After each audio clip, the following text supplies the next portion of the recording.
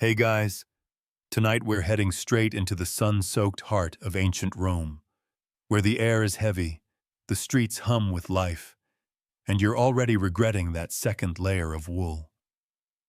The sun's been beating down on the cobbled roads since morning, and every marble statue seems to sweat with you.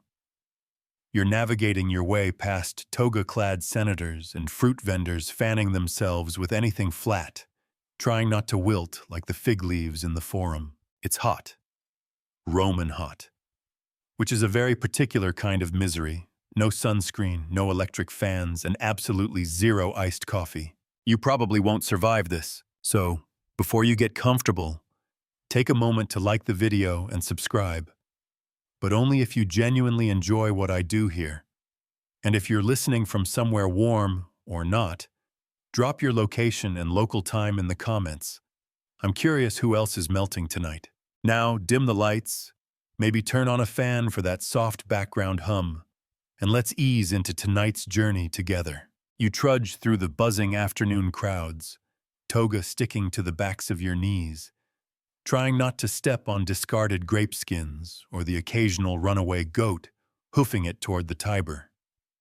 It's the kind of day where even the street musicians have gone quiet, their flutes and lyres lying limp in the shade. This is Rome in the dog days. Dies Caniculares, they call it, named after Sirius, the dog star that rises with the sun and seems to light every rooftop on fire. You pass a group of boys splashing noisily in a public fountain, which technically isn't allowed, but the city guards are nowhere to be found. Probably cooling off somewhere with a bucket of wine and a wide-brimmed hat. Historians still argue whether everyday Romans considered summer a true hardship, or just an excuse to slack off more than usual. But judging by how empty the forum is, its usual hustle reduced to a few sunburned vendors and a panting donkey tethered to a fig cart, it's safe to say nobody's feeling too productive. Even the senators are sparse today. You spot a few lounging dramatically on shaded benches, tunics bunched up around their thighs, attempting to fan themselves with wax tablets. One ambitious orator tries to deliver a speech, but gives up after 10 words and collapses against a column with a sigh that echoes off the hot stone. Now, you might think Rome, with all its engineering genius, roads, aqueducts, plumbing, and politics, well, some of that, would have figured out air conditioning. And you'd be kind of right. Kind of. You wander into a nearby insula, one of the tall, rickety apartment buildings that house most of the city's working class. Inside, it's no better. The walls are brick ovens, the windows gaping open with not a whiff of breeze. Someone has hung wet cloths over the doorway, hoping the evaporating water will offer a little mercy. But mostly, it just smells like soggy laundry. Downstairs, an elderly woman sits in a basin of water, muttering about the heat and the emperor's taxes. Upstairs, a young man has taken to napping on the stairwell, catching what little air moves between the floors. His dog lies beside him, ears twitching at imaginary breezes. Even in the grander homes of the patricians, the heat is an equal opportunity nuisance. You remember the last time you were invited to a villa out on the Palatine Hill? Luxury beyond compare, mosaic floors and garden views. But even there, the air stood still, thick with incense and sweat. The only relief came from slaves who drifted by waving massive palm leaves with tired wrists. In public spaces, there's only so much shade to go around. You duck beneath a colonnade and find a cluster of scribes curled up near the base of a statue, their wax tablets abandoned as pillows. One is trying to write a love poem to a woman he met at the baths, but it keeps devolving into laments about underarm chafing. Quirky as it sounds, one fringe theory proposes that Roman magistrates held more open-air assemblies in summer just to escape the heat trapped inside government buildings. Was it democracy or desperation? No one's sure. What is sure is that you start to notice the little ways Romans have adapted. clay pots set near windows filled with water, designed to cool the air as it passes. Marble benches that never quite lose their chill, no matter how hot the sun. And in the more elaborate villas, whispers of things to come. Cooled walls, running water, inner courtyards that trap breezes and scatter them like confetti. You make your way toward the edge of the forum, past the temple of Castor and Pollux, where a few priests have shed most of their ceremonial robes and now resemble damp laundry clinging to marble. They nod at you. You nod back. Everyone's too hot to speak. Even the animals are giving up. A line of oxen dragging a cart full of amphorae has come to a complete stop in the road. The driver is fanning them with a scroll. Whether it's the Iliad or a tax code, it doesn't seem to help. At a shaded stall, a vendor sells chilled wine by the cup. Well, chilled is generous. It's lukewarm and slightly sour, but it's the closest thing to refreshment you've tasted all day. You sip. It's not good. You sip again anyway. Nearby, a child is being scolded for filling his sandals with fountain water and walking squishily down the street. You can't blame him. You consider doing the same. And just when you think the heat has sapped every drop of energy from the city, you spot something curious. A cluster of servants lifting a large reed mat above a doorway, behind which streams of water gently cascade from a small stone spout. The mist curls into the air like lazy steam from a teacup. The air near the doorway is several degrees cooler, and you feel your eyebrows raise in admiration. A makeshift swamp cooler. Genius. This is Rome's heat problem. Centuries of civilization, and still sweating through the summer like a damp sponge in sandals. But you're just getting started. Because the deeper you dig into how they kept their cool, the more clever, and occasionally ridiculous, it all becomes. Tomorrow, you'll hear about grape leaf fans, ice delivered from mountaintops, and possibly the first historical account of someone inventing a rotating ceiling. But for now, it's you, this sun-warmed city, and the quiet desperation of a culture that built the world's greatest empire and still couldn't invent an ice cube tray. You decide to follow the scent of lavender and sweat toward one of the quieter side streets, where life slows to a simmer. The chaos of the forum fades behind you, replaced by low voices, the distant clatter of amphorae, and the occasional thump of a sandal being shaken out over a windowsill. And then you see it. A woman standing completely still, arms outstretched, while two house slaves fan her in perfect tandem using oversized peacock feathers. One moves clockwise, the other counterclockwise. There's a rhythm to it, like a dance rehearsed and resigned. Every once in a while, the woman sighs as if the fanning is nice, but not quite enough. Welcome to the world of elite Roman fan culture, where status, air movement, and social etiquette collide in the most fluttery way possible. If you lived in a wealthy household, you didn't just have servants. You had designated fan bearers, usually young, always quiet, and with forearms toned like gladiators from a lifetime of slow, even waving. The Latin term most often used is flabellum, a fan often made from feathers, palm leaves, or layered linen. These weren't the dainty folding paper fans you might imagine. No, these were serious cooling instruments, often mounted on long handles like staffs. Some were even embedded with gold thread or perfumed oils just in case the breeze alone wasn't luxurious enough. You duck into a small courtyard and spot a boy practicing with a fan-shaped training tool. Back and forth, back and forth. A task that looks simple until you've been doing it for 2 straight hours with a grumpy senator staring at you like a human sundial. Historians still argue whether the practice of ceremonial fanning originated from Etruscan customs or was imported from even older Egyptian traditions. But in Rome, it took on a whole new life, part ritual, part necessity, and entirely dependent on one's position in society. If you were poor, you fanned yourself. Or more likely, you sweated. In fact, poorer Romans might use anything flat and sturdy: scrolls, bits of broken pottery, folded linen napkins. You once saw a baker slap dough into a circle and wave it over his face before tossing it into the oven. Resourceful, if a little sticky. But back to the upper classes, where the art of fanning was just that, an art. During long banquets, slaves would take turns wafting air over the heads of reclining guests, careful not to disrupt their hairstyles or knock fruit off the table. One hand too strong, and you'd have a fig in someone's lap. Too weak, and you'd risk a sweaty glare from a consul's wife. There's even a minor myth, probably apocryphal, that Emperor Claudius once banished a servant for fanning him with uneven timing, creating what he called a lopsided breeze.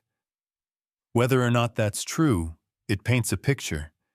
Being a fan-bearer required the precision of a metronome and the patience of a saint. You enter a small villa belonging to a retired centurion, longtime family friend. He's asleep on a daybed, one arm thrown over his forehead, while his servant uses a circular fan made of fine reed. The fan's edges are laced with bits of lavender and mint, releasing a faint scent with every stroke. You lean against the doorway and just watch for a moment.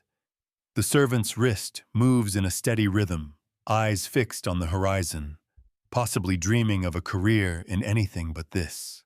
Occasionally, Romans got creative with fanning. Some villa owners hung thin linen panels from doorways soaked in scented water and employed slaves to wave fans behind them, sending fragrant air into the room like an early diffuser. Others trained their fan bearers to direct smoke from incense burners in specific patterns. One pulse of lavender, one of myrrh, one of whatever was left in the jar. But it wasn't all glamorous. Fan duty was physically exhausting. Many young boys rotated shifts to keep from collapsing in a heap beside the very patricians they were trying to cool. During festivals and triumphal parades, slaves carried massive decorative fans above noblewomen's heads, shielding them from the sun while trying not to trip over stray sandals or startled pigeons.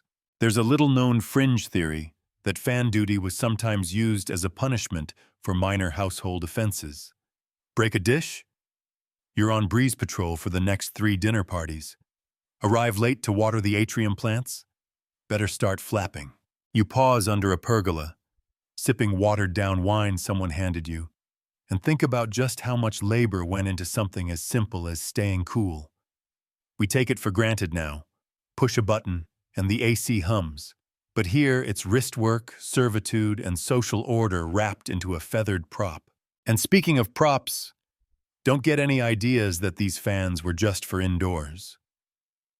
No, Romans brought them to the theater, the market, even to court hearings. There's a popular joke circulating about a merchant who lost his case simply because his fan got stuck in the judge's toga. Of course, not all fanning was so literal. Wealthier homes sometimes featured rotating ceiling fixtures, sort of a hand-spun proto-fan, operated by ceiling-mounted pulleys and the tireless arms of roof-dwelling slaves. We'll get to those marvels later, but just know this. Nothing says imperial dominance like having someone suspended above you just to keep your armpits dry. The more you wander, the more you realize fanning wasn't just about comfort. It was about control, about managing nature, about making the unbearable slightly more bearable with rhythm and repetition. And as the sun dips a little lower, casting longer shadows across the polished tiles and fruit stalls, you catch a breeze at last, real or imagined. You can't quite tell. Maybe it's from a flabellum swung around a corner. Maybe it's just your imagination. Either way, it feels nice. You follow that fleeting breeze around a corner and into the more affluent neighborhood near the Aventine Hill, where the villas grow larger, the grapes hang lower, and the humidity clings like a second tunic. It's here, tucked behind high stone walls and discreet ivy-covered gates, that the true secret of Roman cooling begins to trickle into view. Water. Not just for drinking, not just for bathing. No, in Rome, water is status. It's luxury. And perhaps most critically during the dog days of August, it's cool. You pass a marble fountain nestled in a shady corner of a courtyard. The water spills lazily from a carved lion's mouth into a wide, shallow basin where a pair of pigeons are taking what can only be described as the most self-satisfied bird bath in history. You pause, jealous. Roman engineering is legendary, and nowhere is that brilliance more evident than in their aqueducts. These towering, stone-limbed wonders carried water from distant springs, sometimes from over 50 miles away, into the heart of the city. And while they powered public baths, fountains, and household taps, they also formed the spine of Rome's passive cooling systems. Historians still argue whether these systems were designed intentionally for climate control, or if that was a happy byproduct of other ambitions. But one thing's certain: where water flowed, relief followed. You slip into a modest domus where a friend lives, a clerk with slightly above-average fortunes. His home is narrow but well-planned. Inside, the atrium is sun-drenched, but just beyond it lies a shaded impluvium, a small pool set into the floor. Rainwater collects here in the cooler months, but in summer the family uses it as a thermal buffer. Cold water brought in from underground cisterns is poured in fresh each morning. As air moves across the pool, it picks up a subtle chill and carries it through the house. And yes, it works. You actually sigh out loud. Some wealthier homes take this concept further. In one villa you pass, a servant is pouring water along marble tiles that slope gently downhill. The thin film of water cools the stone just enough to make barefoot wandering tolerable. A child runs by, giggling, slipping slightly, and catching herself against a statue of Diana mid-hunt. The irony isn't lost on you. Goddesses don't sweat. You step into a peristyle garden and immediately feel the temperature drop. Not dramatically, but enough to notice. It's not just the shade, though that helps. It's the movement of water from the fountain at its center, the mist it throws off, and the way the breeze carries that dampness into every corner of the courtyard. Small terracotta jars line the walkways, amphorae filled with cool water that servants sprinkle on the stone paths throughout the day. The cooling effect isn't science fiction level impressive. It won't drop a room from 95 to 72 degrees, but it's enough to keep the air from stagnating, enough to give your skin a break, enough to turn a fever dream into a mild nap. The Romans even built water channels into some of their walls, tiny troughs just under the plaster that could carry a trickle of cool water through critical parts of the home. It's a fringe feature, found mostly in villas at places like Herculaneum or Pompeii, but it speaks to the same idea. If you can't stop the sun, reroute something cooler beneath it. There's a senator's house you visited once, on the outskirts of town, that had the most elaborate system you've ever seen. Cold water piped in from a shaded cistern ran underneath his triclinium, the dining room where guests would recline on cushions for hours. The floor stayed cool underfoot. The air hovered just above tolerable. The food tasted better. Or maybe that was the wine. You wonder briefly whether someone's trying to replicate this today with smart home plumbing and hidden AC ducts. Probably. But here, the trick was knowing where to dig, how to angle your home, and where to place that sacred basin. You reach down to trail your fingers in a small trough that feeds a family bath. The water is cold, shockingly so. A little gasp escapes your lips. A nearby servant nods in satisfaction and explains in a tired voice that this water has been shaded for 3 days in a clay reservoir before being released into the system. The cooler the pot, he says, the kinder the day. Another villa has an entire side dedicated to water features.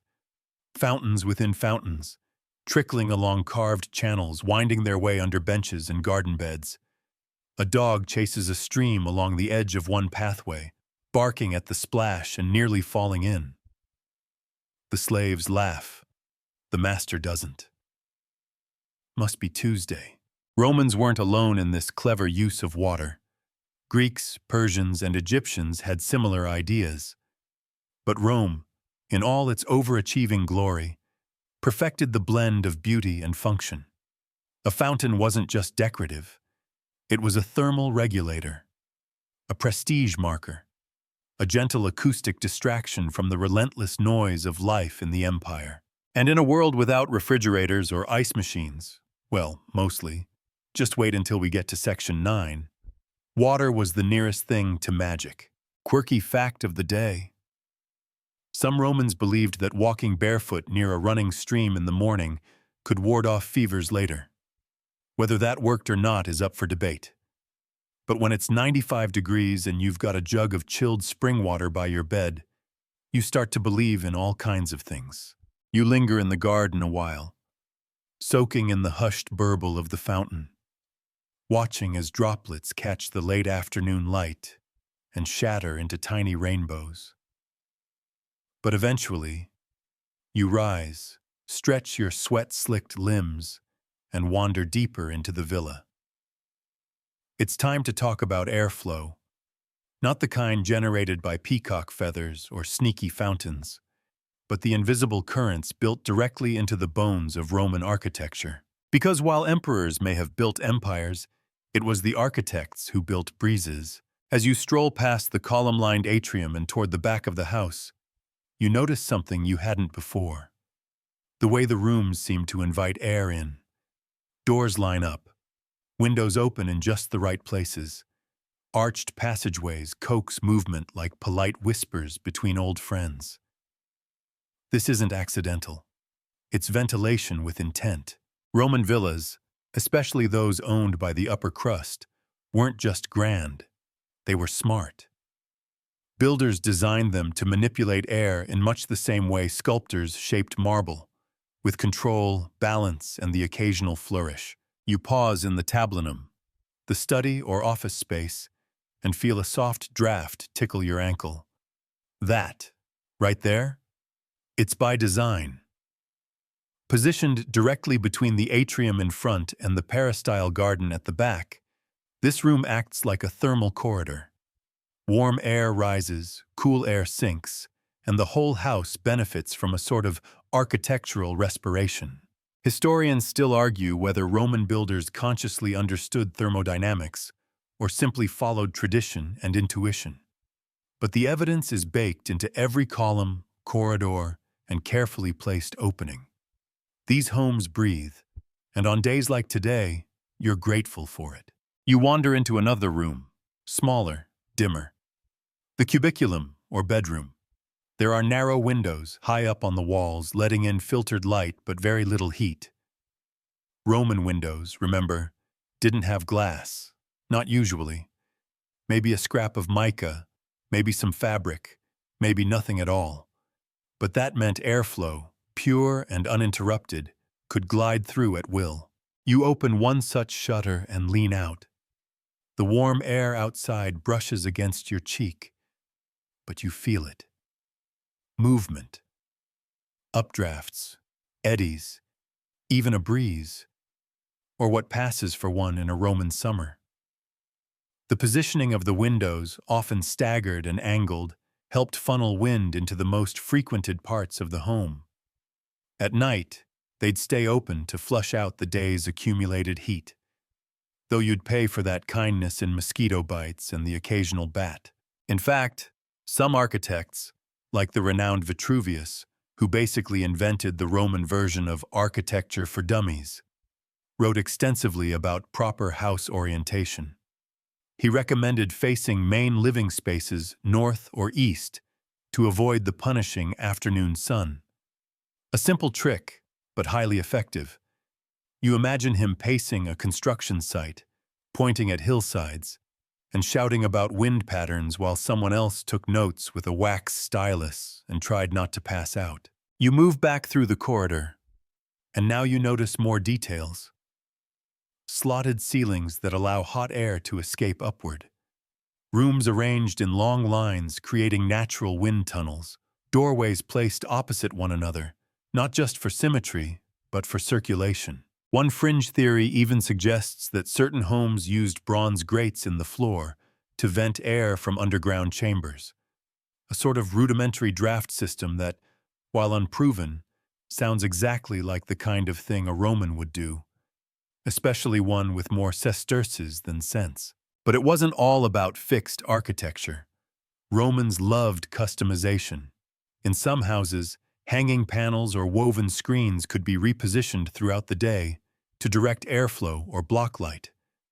These weren't the clunky, sliding doors of modern times. They were light, breathable, and often scented with herbs or oils. A little movement here, a little shade there, and suddenly your atrium feels a touch less like a kiln. You pass through an archway and find yourself in a long corridor. At first, it seems nondescript, just more walls, more tile. But then you feel it. Cool air drifting upward from the far end. You follow it and discover a small vestibule half submerged into the ground. The walls are thick, the light is dim, and the temperature? Gloriously mild. This too is by design. Romans understood that cool air hugs the earth. By building downward or partially enclosing lower rooms, they created passive cooling zones, retreats from the punishing heat above. It's not unlike a modern basement, only with fewer cobwebs and a lot more marble. In wealthier villas, these sunken rooms became places of rest, reading, or private conversation. In poorer homes, they might be used for food storage or sleeping during the height of summer. You think of one laborer you once met who called his cellar the family's personal cave. It smelled of olives, dust, and quiet survival. And speaking of smells, air movement wasn't just for comfort. It was for sanitation. In a time when chamber pots, open sewers, and unwashed togas ruled the day, airflow was your first line of defense. Homes with good ventilation didn't just stay cooler, they stayed livable. You exit the villa and stand again in the sunlight, the stone underfoot practically sizzling. The city hums, the air hangs, but now you see it differently. You see the invisible lattice of breezes, the thoughtful choreography of doors and windows and walls. You see the genius in the geometry. You walk a little taller too, because now when someone complains about the heat, you can nod sagely and say, "Have you considered aligning your atrium with the prevailing Mediterranean winds?" And if that doesn't impress them, just tell them to open a window, Roman style. You make your way back toward the bustling heart of the city, wiping a thin sheen of sweat from your brow. The sun hasn't relented. It's just shifted its angle slightly, now pouring golden stripes of heat between buildings like molten honey. It's the kind of weather that makes you question every decision you've ever made involving wool. And yet, in the distance, you hear the sound of laughter, of water splashing, of voices echoing in high, tiled chambers. Ah, the baths. Roman baths are more than a place to get clean. They're social hubs, status symbols, architectural wonders, and quite curiously, sometimes a way to cool off. You wander toward one of the more modest balnea, the smaller neighborhood versions of the Grand Thermae. As you step into its vestibule, the air shifts. It's still warm, but no longer dry. The humidity softens everything, your hair, your skin, even your anxiety. A man hums while untying his sandals. Another dozes in a corner with a towel over his eyes, his mouth slightly open in blissful unconsciousness. It's an odd paradox, isn't it? Fighting heat with more heat. Romans believed that sweating, induced by the hot room known as the caldarium, could purify the body and ultimately leave one feeling cooler, like a reset button for the skin. Historians still argue whether the Romans genuinely felt refreshed after a steaming bath, or if they simply convinced themselves it was healthy. Either way, they kept coming back. You pass through a mosaic-floored hallway and enter the frigidarium, the cold room. Now this is what you've been searching for. A pool of chilled water shimmers before you, surrounded by marble benches and half-hearted conversations.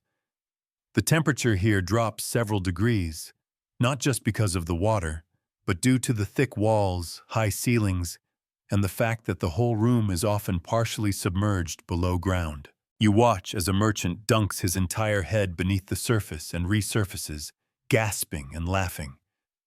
A pair of young boys float lazily near the edge, whispering and flicking water at each other with exaggerated nonchalance. This, you realize, is Rome's answer to air conditioning.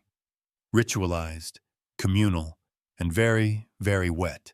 One fringe theory suggests that ice was occasionally added to certain private baths during the hottest months, harvested from alpine snowfields and stored in deep pits insulated with straw and sawdust.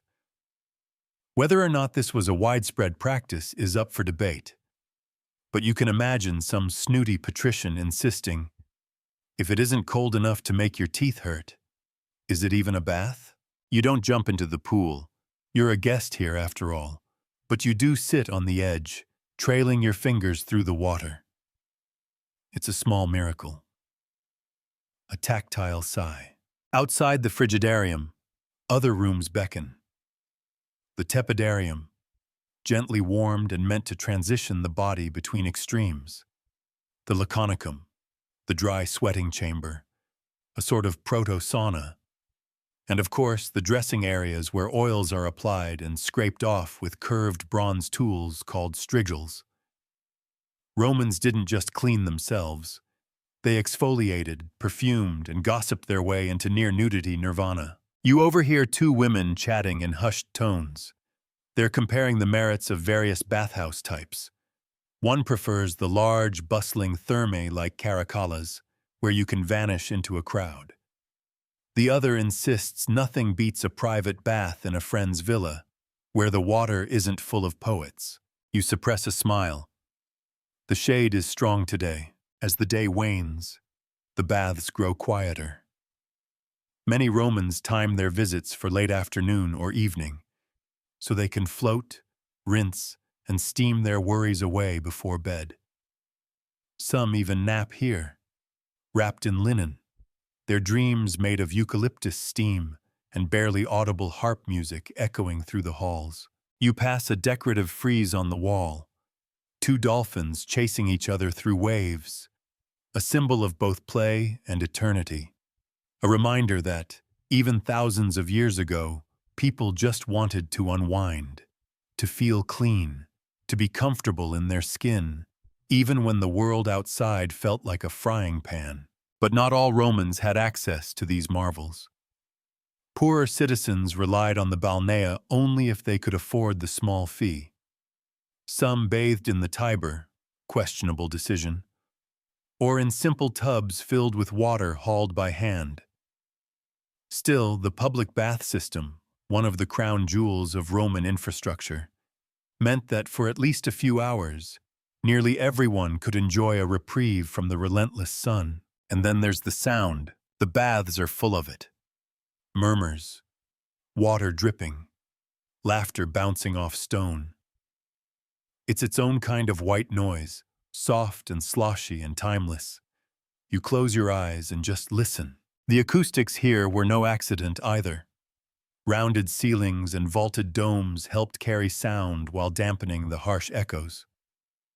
Some baths even included recessed chambers designed to trap and swirl hot air, miniature weather systems, sculpted by hand. Eventually, you rise.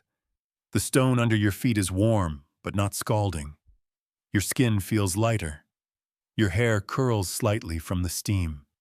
As you walk back into the sun, there's a moment where it hits you full on, and for the first time today, it doesn't feel unbearable. You've been tempered, softened, bathhouse hardened, and somewhere behind you, another round of laughter echoes across the water. You emerge from the bathhouse feeling if not entirely reborn, then at least like a slightly more hydrated version of yourself. The breeze, what little there is, clings to the moisture on your skin, making the walk through the now golden-lit streets almost pleasant. Almost. And now, it's time to address the toga in the room, or rather, off the room. Because as hot as Roman buildings could get, Roman fashion didn't exactly scream breathable comfort. You pass a line of tailors near the Subura district, their small shops spilling with bolts of fabric in off-white, sun-baked beige, and the occasional faded crimson for those feeling particularly bold. A tailor holds up a half-stitched tunic to his own chest, judging length. Beside him, an apprentice waves flies away from a bowl of dye with a scrap of linen. The air smells like sweat, wool, and ambition. And that, unfortunately, brings us to the toga. Historians may argue many things, but all agree on one point. Togas were not summer-friendly. Made of heavy wool, yes, wool, and often requiring precise draping, the toga was a 7-meter-long fashion statement worn mostly by male citizens during formal occasions or public appearances. No buttons, no belts, just layers upon layers of fabric that turned even a mild afternoon into a mobile sauna. You imagine yourself trying to walk through a sunlit forum wrapped in what is essentially a beige wool tortilla. The sweat, the chafing, the quiet weeping. But don't worry, Romans weren't masochists, not entirely. Most people didn't wear togas every day. In fact, the average Roman, especially those of lower status or sensibility, preferred tunics, simple T-shaped garments usually made from linen or lighter wool. A single layer, belted at the waist, and loose enough to let air circulate where it mattered most. Women, too, had their strategies. The stola, a traditional dress for married women, was often layered, but wealthier women could afford finer, lighter fabrics, Egyptian linen or Indian cotton, that helped ease the burn. They also employed open-weave shawls, delicate veils, and when desperate, fans tucked into every available hand. You stop outside a villa where laundry is being strung between two columns. Tunics in every shade of dust hang limp in the evening breeze. But one garment stands out, a pale blue shift, nearly sheer, that glows in the sun. You raise an eyebrow. Someone here knows how to dress for the weather and the drama. But even the most well-ventilated tunic couldn't completely solve the heat problem. So Romans turned to tricks. One trick? Wet clothing. Soaked tunics, especially when dipped in cool water, acted as primitive air conditioners. Gladiators were rumored to train in wet linen to beat both the heat and the smell. Results varied. Another? Avoiding belts. A belted tunic may have looked sharper, but loosen the cord and let your robe billow, and suddenly you've got airflow. Is it dignified? Not exactly. Is it functional? Absolutely. And then there were sandals, arguably Rome's most sensible contribution to summer fashion. Open, breathable, easy to slip off when stepping into a fountain illegally. Soldiers had their own versions with hobnails for traction, but civilians preferred thinner soles, often customized for comfort and climate. You spot a merchant selling a pair with decorative laurel leaf straps. Tempting. Still, some elite Romans simply opted out of clothing at home altogether.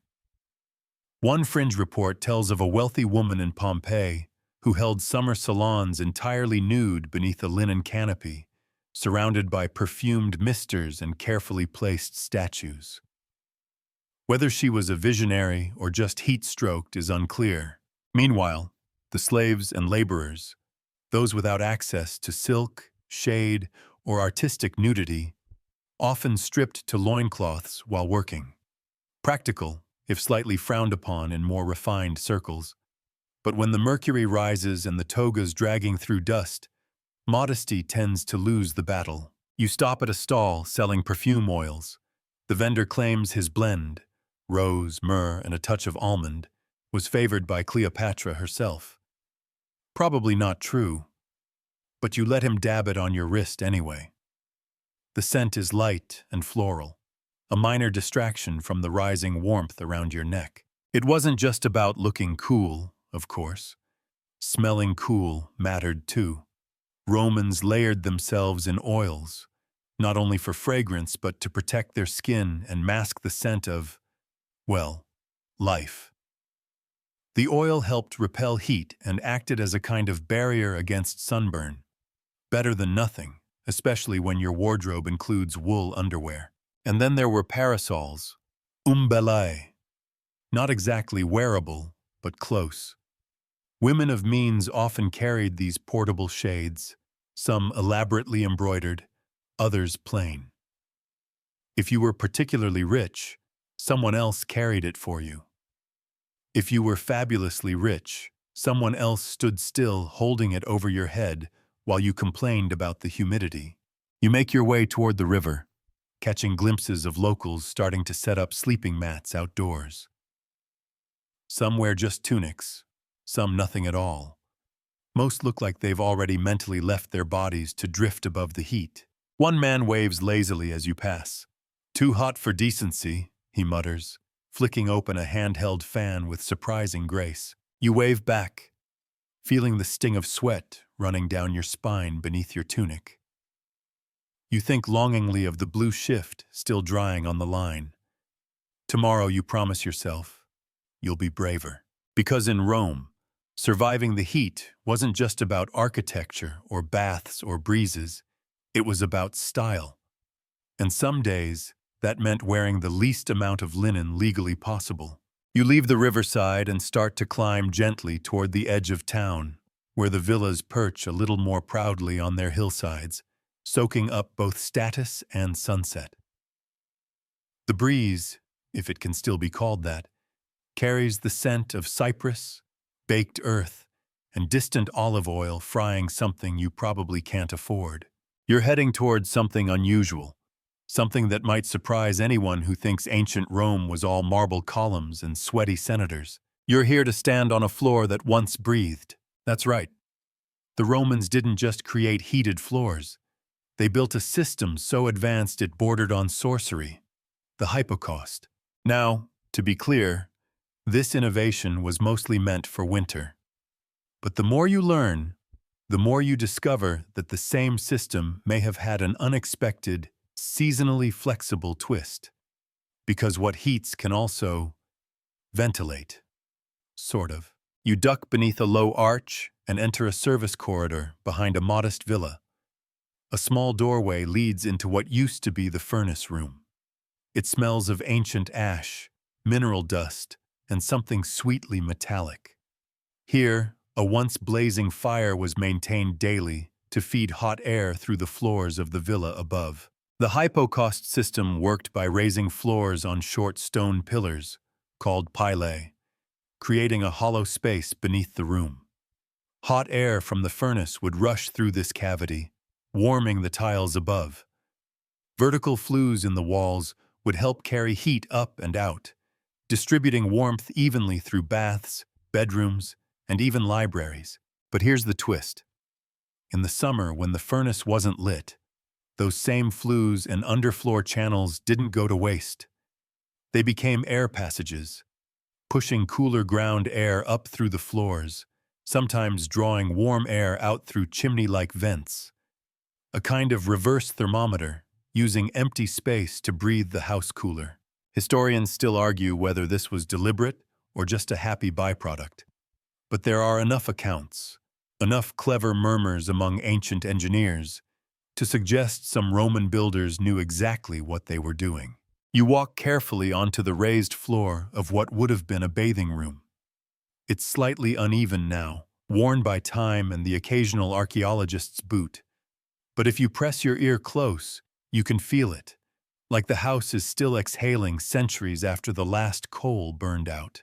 In some villas, like those in Herculaneum or Baiae, The hypocaust systems were so extensive they stretched beneath entire wings. The fire was stoked from outside the house, by servants who knew the rhythms of airflow better than most priests knew their prayers. And when the fires were out for summer, those same passageways stayed active. Not with smoke, but with shifting air, cooler at night, surprisingly effective at dawn, and occasionally even scented, if you count the faint mineral musk of aged brick. One fringe theory suggests that some villas diverted aqueduct water through clay pipes that ran above hypocaust systems during summer. As the water cooled the air in the pipes, the air would then be pushed upward into the rooms above, an ancient, silent, labor-intensive version of air conditioning. Is it true? Hard to say. But you can almost hear some clever builder saying, "Why waste a hole in the wall?" You walk slowly through the bathing room and imagine the scene 2,000 years ago. A young aristocrat reclining on a warm tile bench in winter, or in summer, perhaps lying flat on the same stone, feeling a strange, silent breeze brushing up between the floor cracks. The servant who stoked the fire in winter now tends to water jugs and cool cloths. Life shifts, but the architecture endures. You notice small holes in the walls, vents, originally hidden behind decorative tiles or mosaics. Some may have been closed with shutters or plugs depending on the season. It's subtle, elegant, and yet entirely practical. Back in the corridor, you see a stack of firewood still preserved under a collapsed shelf. The irony of this much potential heat, sitting still in the cool hush of evening, isn't lost on you. Outside, the sun has sunk lower. The villa casts long, sharp-edged shadows across its garden. You pass another room with raised floors, a triclinium this time, and press your foot to the stone. Warmed all day by the sun, but beneath it, the channels are cool, quiet, waiting for air to move. And then you hear it. A soft rustle from the back wall. A vent left cracked. The draft is faint, but it carries the scent of soil and moss. It curls past your ankle like a lazy cat and disappears under the far wall. In a way, it feels like the house is sighing, not out of exhaustion, but relief. And as you sit down on a stone bench in the portico, watching the last rays of light slip between the columns, you realize just how far the Romans were willing to go for comfort. Not just in grand statements or gold-plated pillars, but in silent tunnels, in secret breezes, in systems you only notice when they're gone.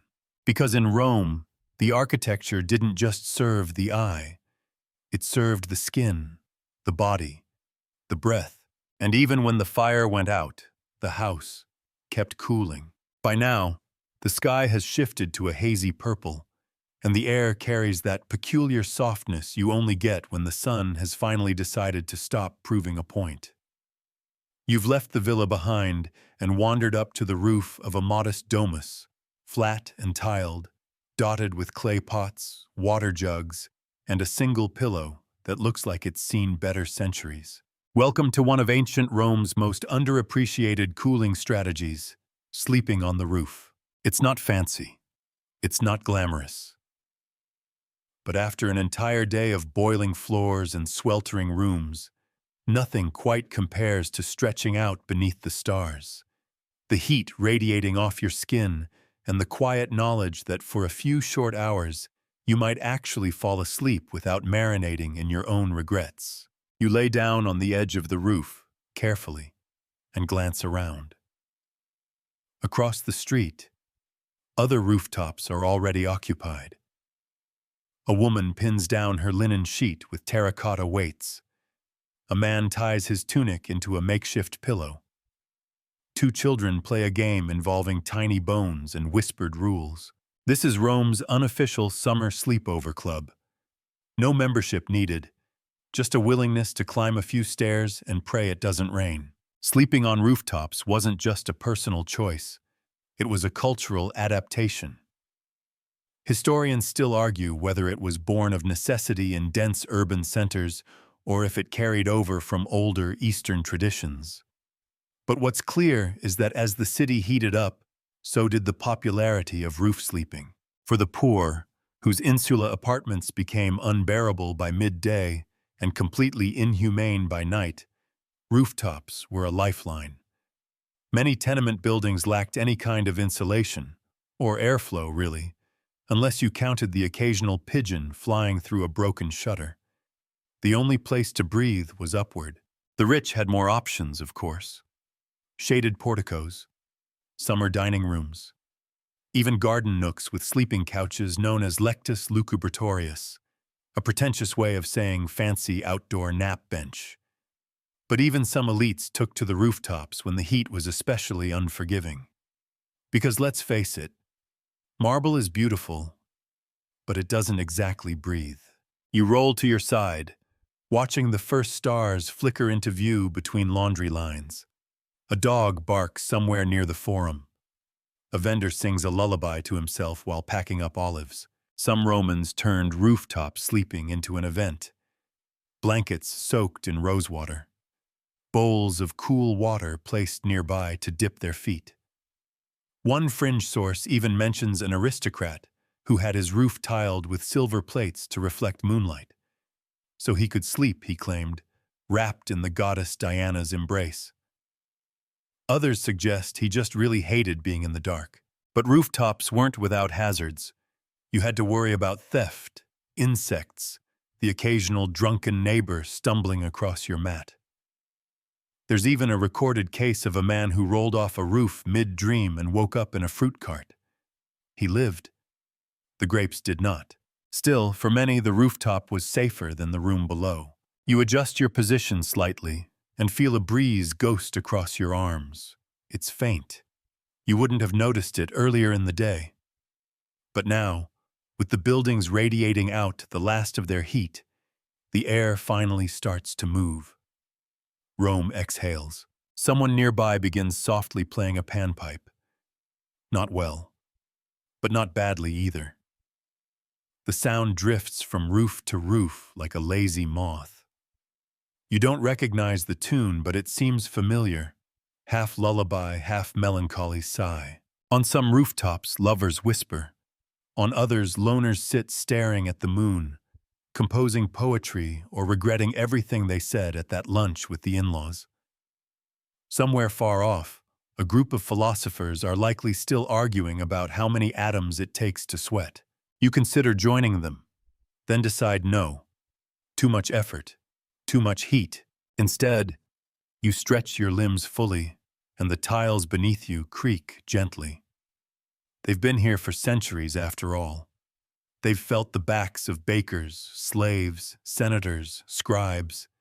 They've soaked up stories and spilled secrets under stars that haven't moved since Romulus picked out this spot for a city. Another gentle breeze glides past, and this time it smells like night jasmine. That's one of the underrated perks of rooftop sleeping. Scents. You get the waft of late-blooming flowers, cooling bread, and occasionally the distant pine smoke from someone's late-night kitchen fire. Much better than the mixture of sweat and goat you'd get below. And let's not forget the visual. A roof in Rome gives you a front-row seat to the city's unofficial fireworks.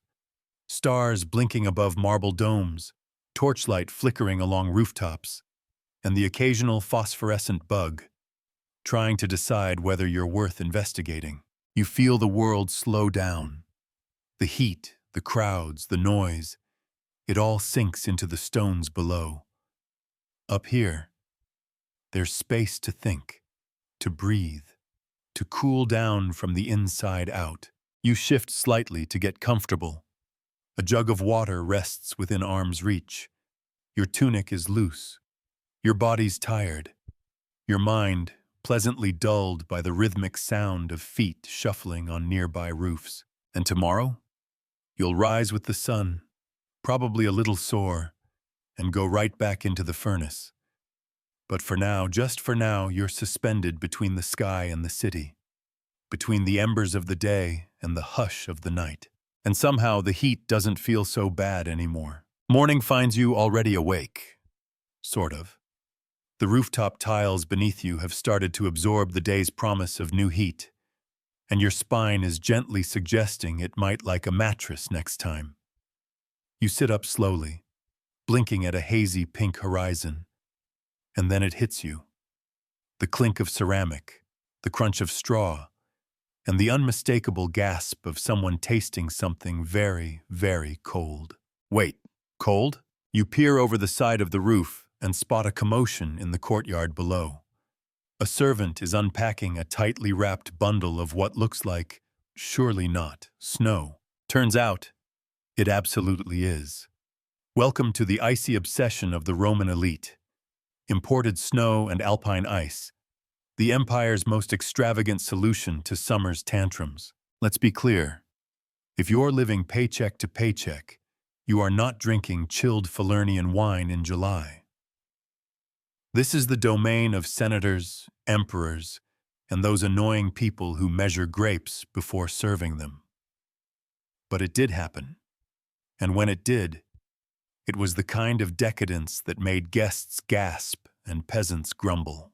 Romans sourced snow from distant mountains, usually the Apennines or Alps, and hauled it back in tightly packed, insulated crates.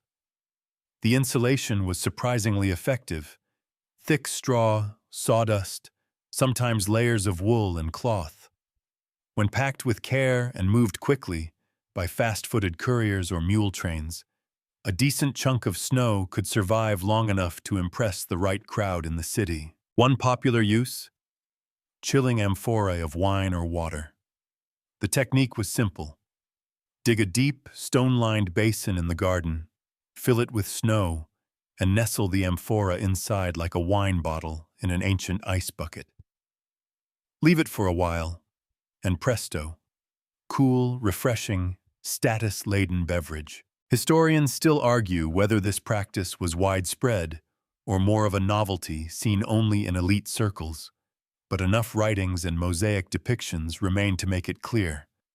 Snow was summer's showpiece. You climb down into the street, curiosity pulling you toward the villa where the snow was delivered.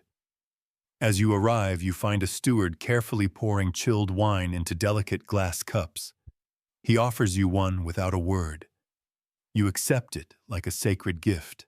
It's not quite cold, more like less warm, but when you've been drinking room-temperature goat milk all week, it feels like sipping from Neptune's own goblet. Inside the villa, snow is being put to other uses too. One servant sprinkles shaved ice over a tray of fruits, figs, grapes, pomegranate seeds.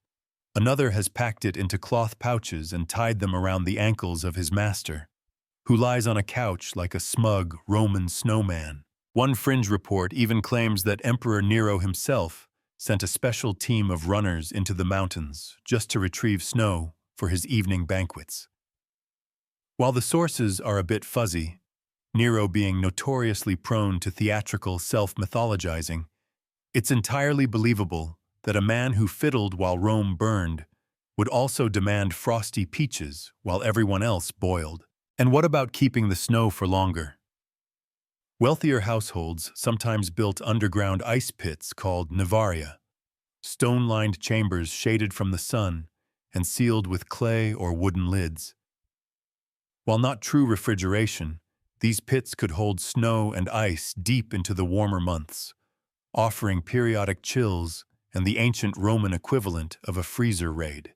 You step outside again and see a group of children chasing each other around the courtyard, each clutching a melting snowball.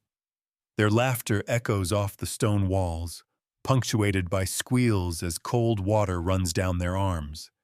A small miracle in a city made for sun. But ice wasn't just for play. Apothecaries and doctors sometimes used snow to reduce fevers, swelling, or even emotional hysteria. A woman in the villa next door claims she slept with a pouch of packed snow against her chest and woke up as calm as a moonflower. A servant whispers she also woke up with a head cold, but nobody's listening. Still, the idea of using temperature for medical comfort was radical and slightly magical. The average Roman believed the body was governed by the balance of four humors: blood, phlegm, black bile, and yellow bile. Heat and cold played major roles in adjusting these, and ice? Ice was the trump card. Cold blood? Add warmth. Hot bile?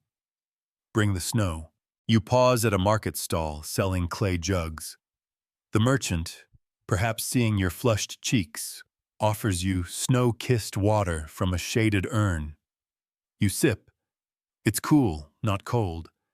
But he winks like he just handed you something straight from Olympus. The cost of snow, by the way, wasn't cheap. Only the truly wealthy could afford regular deliveries, and even then, it wasn't exactly reliable. Mule delays, melted bundles, highway thieves who apparently had a thing for ice. Nothing like being robbed for your slush supply. Still, the allure remained. Snow was more than comfort. It was spectacle. It showed guests that you had the reach, the wealth, the foresight to pull winter into summer and hold it in your hand. As you finish the last of your now room-temp wine, you reflect on what it must have felt like, thousands of years ago, to touch snow on a 90-degree day and not just feel relief, but wonder. Because for all their engineering, politics, and empire building, sometimes the Romans just wanted something simple: a cold drink, a chilled room, a bit of snow in July. And really, who doesn't? You leave the villa with the last ghost of chilled wine still cooling your breath. And as the sun climbs higher in the sky, you find yourself drawn not to the wide-open forum or the buzzing markets, but to the quieter edges of the city, where walls meet gardens and shadows stretch long across stone. It's here that you begin to appreciate a different kind of Roman cooling magic. Shadecraft. That's not a term the Romans used, of course, but if you spend enough time walking their streets, ducking under their eaves and standing beneath their linen canopies, you'll realize something quickly. They understood shade. You stop at a shaded courtyard tucked behind a bakery. A thick woven curtain, vellum, hangs from above, filtering the harsh sunlight into gold-dappled patterns across the cobbles. It flutters slightly with the breeze, barely noticeable, but the effect is dramatic. Under this simple linen sail, the air feels 10 degrees cooler. And that's the point. Romans didn't just block the sun, they shaped it. They used curtains, awnings, drapery, and even clever landscaping to turn bright light into cool silence. A grand villa on the Palatine might boast imported cedar shutters and canopies stitched from dyed Egyptian linen, while a humble domus might get by with woven reeds or old sacks stretched across wooden posts. Either way, the goal was the same: reduce direct heat, trap the breeze, and look vaguely impressive while doing so. You duck into the covered walkway of a peristylum, a columned garden space inside a villa. The stone columns are cool to the touch, not because they're magical, but because they've been shielded from sunlight all morning. The temperature difference is immediate. You stand still, letting your shoulders drop as the thick shade soaks into your skin. Historians still argue whether Roman architects placed these walkways primarily for aesthetics or as a deliberate cooling feature.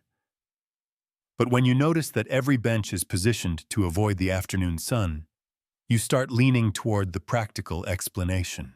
And then there are the curtains. Oh, the curtains. Not the velvet theater kind or the gauzy wedding drapes you might imagine. These were practical: linen, wool, sometimes leather, and installed in doorways, windows, and open corridors to control airflow and light. Hung on rods, hooks, or even just tied with twine, they could be shifted throughout the day to follow the path of the sun. In grander homes, slaves would be tasked with adjusting them every few hours. In simpler quarters, you did it yourself, or not at all, and just sat in a puddle of regret until sundown. You walk past a laundry line and see a clever arrangement. Damp linens hung not just for drying, but strategically placed across a doorway to create evaporative cooling. As the breeze moves through the wet fabric, it cools slightly. Primitive, sure, but effective. Further along, you notice carpet-like mats made from woven reeds placed over the entrance of a shop. Not floor coverings. These are rolled and hung like tapestries, shielding the doorway and making the inside just a little more tolerable. A bored shopkeeper peeks out from behind one, sipping from a warm clay mug. "Better in here," he says, grinning. You believe him. One fringe account describes a senator who ordered his entire villa outfitted with rotating ceiling drapes, suspended fabric panels that servants could pull like sails on a ship, adjusting light levels throughout the day. Whether it's fact or fiction, the image is glorious. A drawing room transformed into a giant linen jellyfish, gently pulsating with every gust of wind. You turn a corner and nearly walk into a massive curtain flapping dramatically over a colonnade. The breeze lifts it just enough to offer a glimpse inside. A shaded garden, complete with a shallow reflecting pool and a line of chairs already claimed by afternoon nappers. One elderly woman snoozes with a fig in her hand and a cat on her lap. Paradise, Roman style. And speaking of gardens, the way Romans planted trees and vines was no accident. Ficus, olive, and laurel trees were strategically placed for both privacy and temperature control. Pergolas draped with grapevines created dappled walkways, especially in wealthier estates. You pass one now, a tunnel of twisting greenery offering a moment's escape from the relentless sky. The air underneath smells like sun-warmed leaves and faint wine. In some homes, ivy was encouraged to grow along outside walls, cooling the stone and adding a splash of greenery to the beige-on-beige aesthetic. In others, tall shrubs were used as living barriers, blocking the low-angled morning sun from slipping into bedrooms. You spot a group of children playing beneath a striped canopy stretched between two buildings. It's sagging slightly, one corner tied to a windowsill, the other to a bent olive tree. But it works. The kids are laughing, the air's cooler, and someone's managed to fall asleep in the middle of the game. Rome's public spaces weren't immune to shadecraft either. Markets were covered with sails. Large swaths of fabric hung from poles or buildings, much like modern-day tarps. The Colosseum, famously, had the velarium, a retractable awning system operated by sailors who knew how to work ropes and rigging. With over 240 masts and canvas sections, it offered shade to thousands of spectators, though not without the occasional tangle or tear. You look up now and imagine a patchwork sky of linen, canvas, and rope. Makeshift clouds stitched by hand. A breath of shade in a city built for spectacle. By the time you circle back to your starting point, the sun is beginning its descent. The streets are quieter again. Curtains flutter in high windows. A few shutters creak as they're pulled closed for the evening. And you realize that in a city as sun-drenched as Rome, cooling off was never just about water or architecture. It was about choreography, moving light, moving fabric, moving air, a dance of linen and shadow, directed by those who knew that sometimes the best way to fight the heat was to keep it out altogether. As dusk deepens and lamps begin to glow behind thin parchment windows, you make your way into the quieter interior of another domus. This one belongs to a wealthy family, judging by the mosaic floors and the marble bust in the entryway. His nose slightly chipped, as all respectable ancient noses seem to be. Inside, the air is still, but cooler than you expected. Not cold, mind you. Let's not get ahead of ourselves, but distinctly less oppressive. And the secret lies in the corner of the room. A servant, seated on a low stool, rhythmically operating a large, paddle-like device suspended from the ceiling. This, dear friend, is your introduction to one of Rome's most overlooked and overworked inventions, the service ventilator. That's not an official Latin title, more a cheeky modern nickname for the humans tasked with being the air conditioners of the Roman world. These were slaves or low-ranking household staff, who in the warmer months were responsible for creating airflow in stuffy rooms using fans, bellows, or, in more ambitious households, pulley-based contraptions that required constant manual input. You watch as the paddle swings gently back and forth, a sheet of stiffened linen attached to a frame, creating a slow wave of air through the triclinium where a few guests are reclining, half asleep, on their cushions. No one acknowledges the servant. His arm moves with mechanical consistency, eyes fixed on nothing. He may be dreaming of cooler climates, or just of dinner. In more elaborate villas, ceiling-mounted fan systems were built into central dining rooms. Suspended from beams, these large panels of fabric, often linen stretched over light wooden frames, could be moved by pulling ropes attached to pulleys. The servant, hidden behind a curtain or in an adjacent room, would rhythmically tug the ropes to keep the panels flapping, creating a steady breeze for the diners below. Historians still argue whether these systems were widespread or reserved for the upper echelons of Roman society. But archaeological traces, mural depictions, and literary references suggest they were at least fashionable among the elite, and possibly a nightmare to maintain. Can you imagine keeping your toga clean while also trying not to accidentally yank your host's entire ceiling down with an over-enthusiastic pull? Some wealthy homes also featured large handheld fans, some fixed to poles or mounted on stands, that servants could rotate between rooms. Imagine rolling a giant feathered pinwheel from the atrium to the bedroom. Practical? Maybe. Dignified? Not particularly. You pass through the corridor and find another servant tending to a clay water jug, pouring a slow stream of cool water into a shallow basin. Behind him is a fan, smaller, handheld, being used to push the moist air from the basin gently into the adjoining room. It's a rudimentary swamp cooler, and it actually works. The air smells faintly of basil and wet stone. One fringe story tells of a villa in Sicily that installed a system of rotating fans powered by a small team of children walking in circles, hamster wheel style, in an underground room. There is, unfortunately, no physical evidence to support this tale, but that hasn't stopped anyone from repeating it at dinner parties for the past 1,000 years. Back in the triclinium, a man gestures to the servant to slow the fan slightly. Not because he's cold, but because the breeze is disturbing the ashes in the incense burner. Priorities. You follow another servant carrying a portable fan through a hallway, this one made of stiff leather stretched over a bronze frame, shaped like a stylized leaf. He moves from room to room, briefly fanning whichever family member calls for him, before being dispatched somewhere else. A moving breeze, assigned on demand. You wonder what his performance review would look like.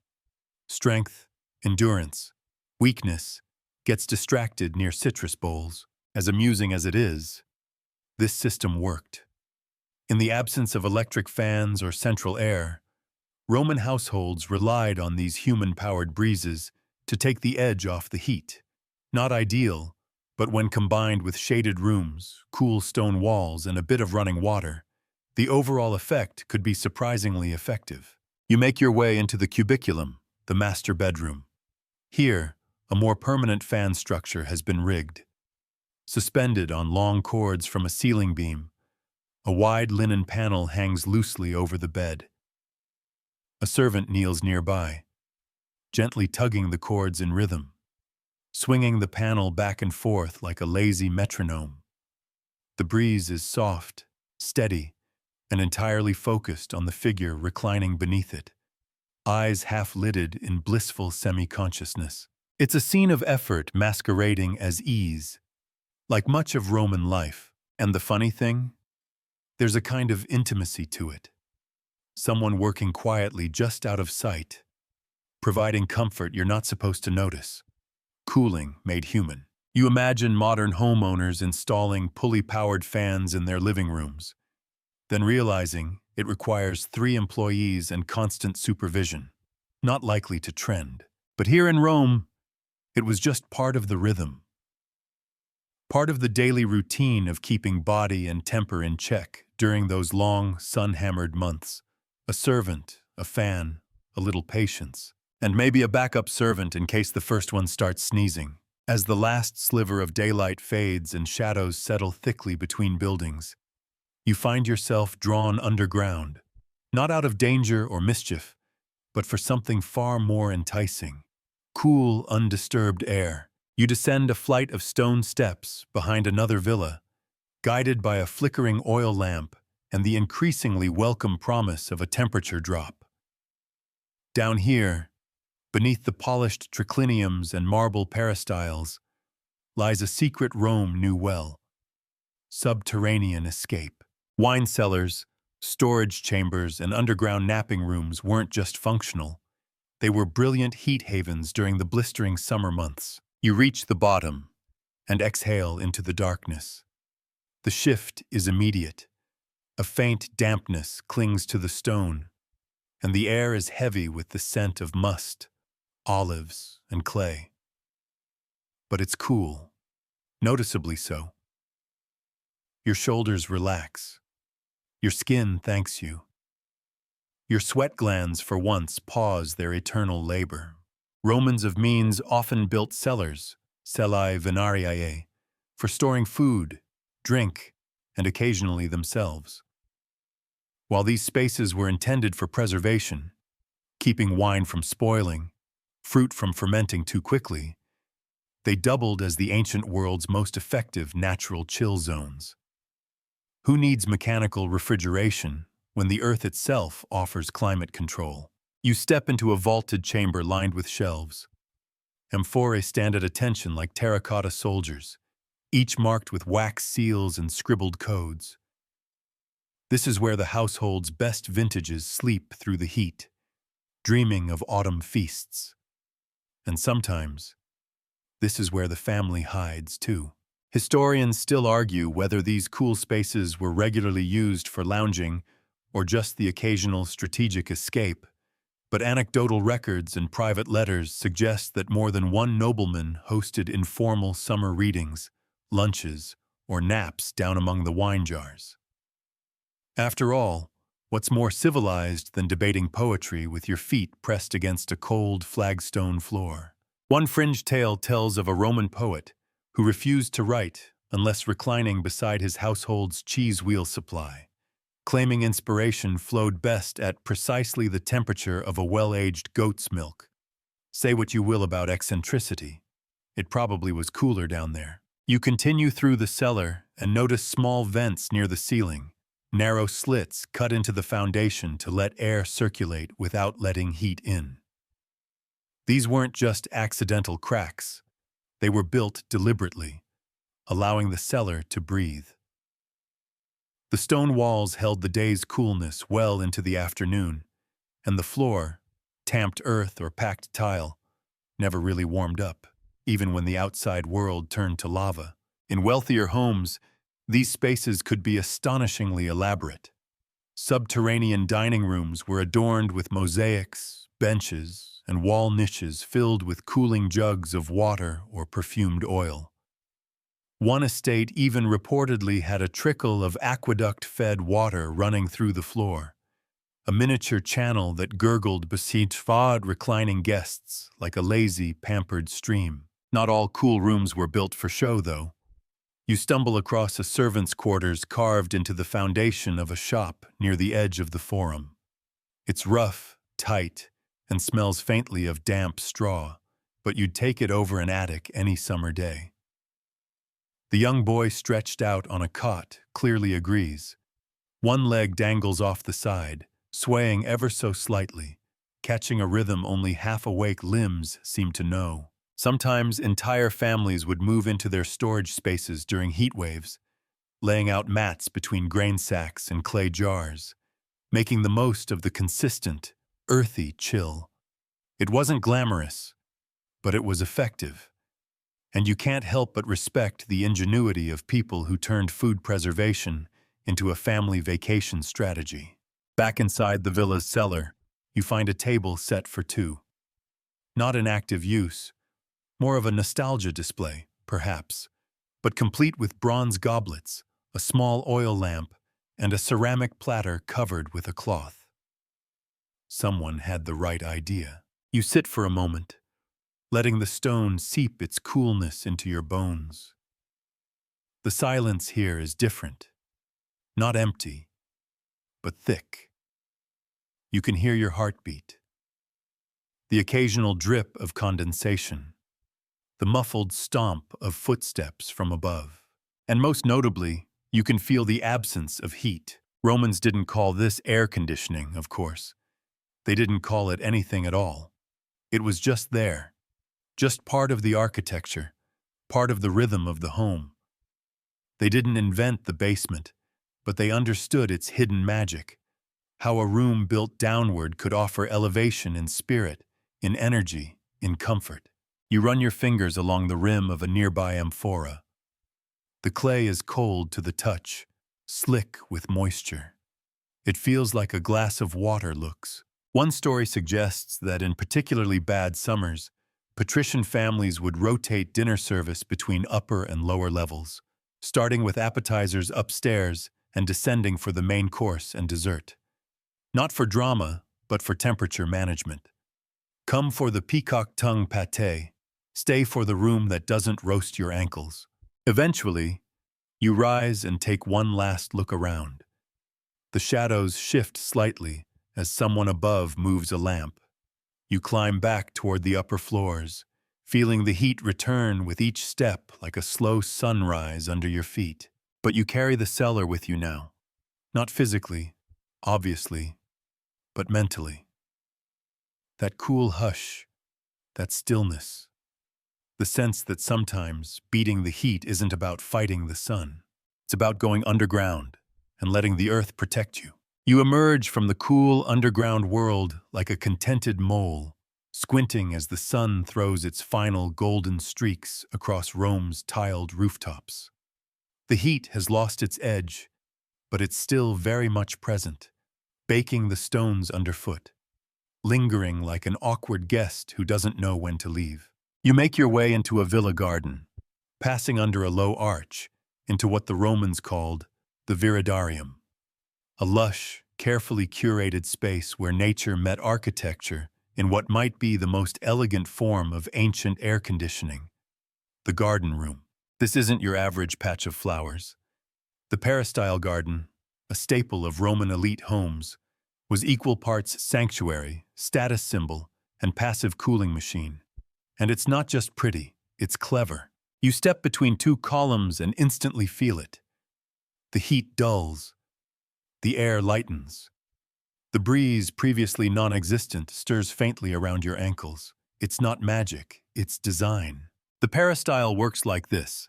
A central garden is enclosed by a columned walkway, the portico, which provides constant shade. The open center is filled with greenery, low shrubs, flowering herbs, and most importantly, a fountain or reflecting pool at the heart of it all. The layout traps breezes, cools them with evaporation, and disperses them gently around the adjacent rooms. You walk slowly around the edge, sandals whispering across the stone. Bees hum lazily in the lavender. A vine creeps up one of the columns, draping it like a living curtain. A servant steps silently from the shadows to refill the central basin, pouring water from a jug that glugs rhythmically, the sound as soothing as any lullaby.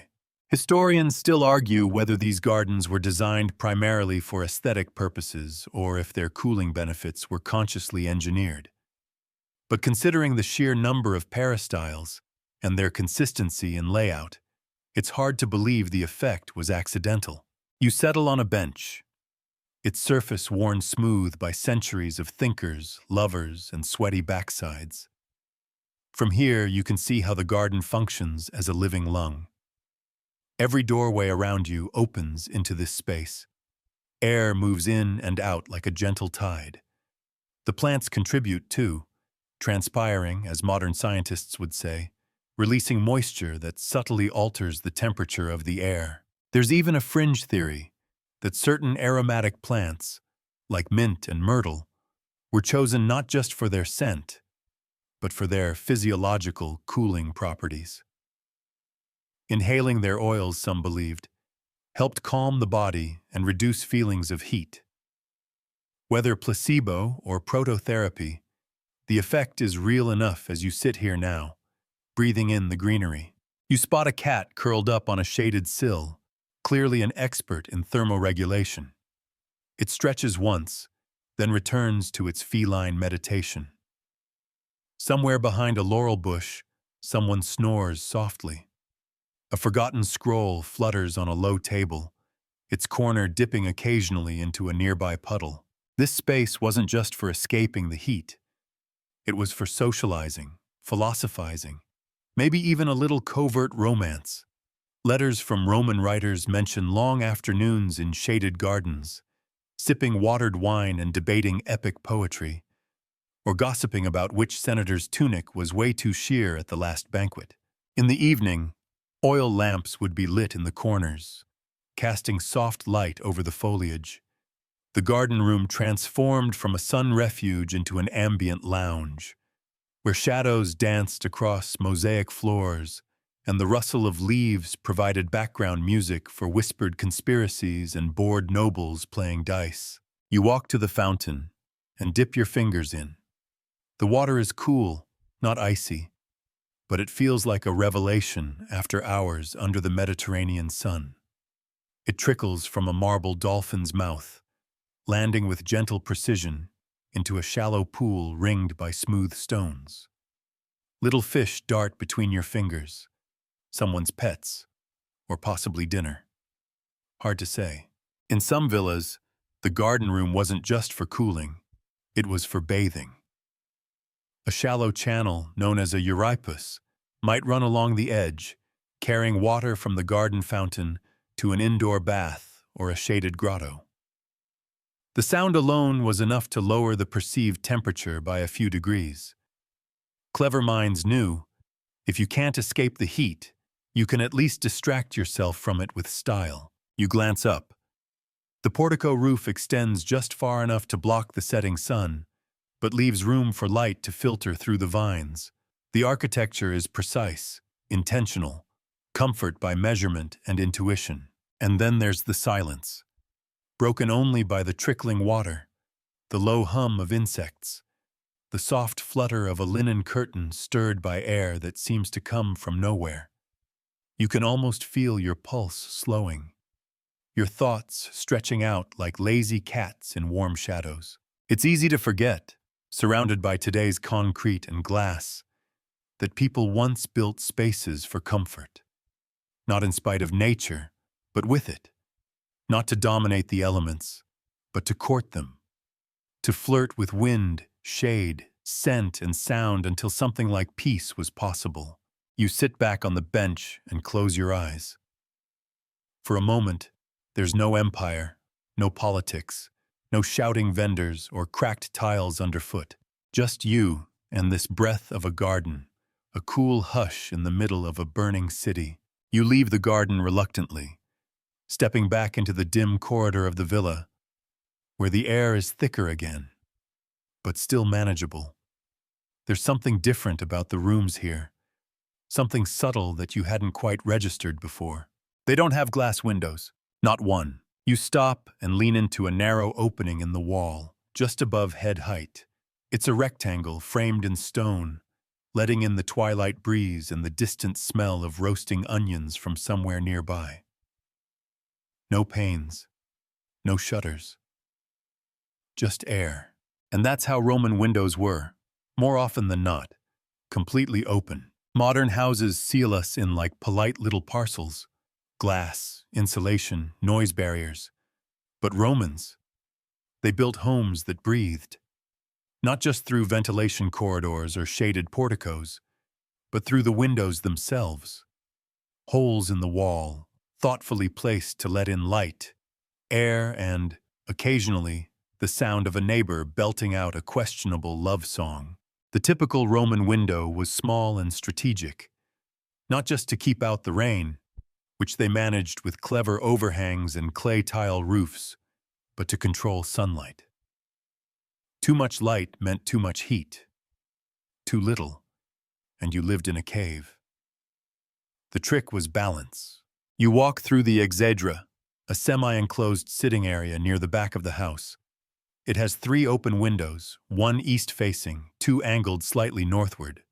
The cool air flows steadily through them, brushing across your shoulders like a linen scarf. These windows are perfectly aligned to avoid the punishing afternoon sun, while pulling in the morning breeze like a whisper from the hills. Historians still argue whether these placements were carefully calculated or just the result of trial and error passed down through generations. But when you feel how well it works, you start to suspect there was more method than luck. But what about privacy? What about weather? What about the bugs? Ah yes, the eternal question.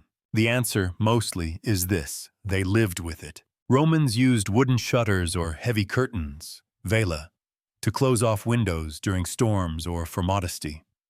Some wealthier households installed translucent stone panels made from thin slices of alabaster or mica, materials that let in light but kept out drafts. These acted as a kind of proto-glass, although they were expensive and often more decorative than practical. One fringe account describes an eccentric noblewoman who ordered paper-thin slices of horn set into her bedroom window so she could see the stars without feeling the breeze.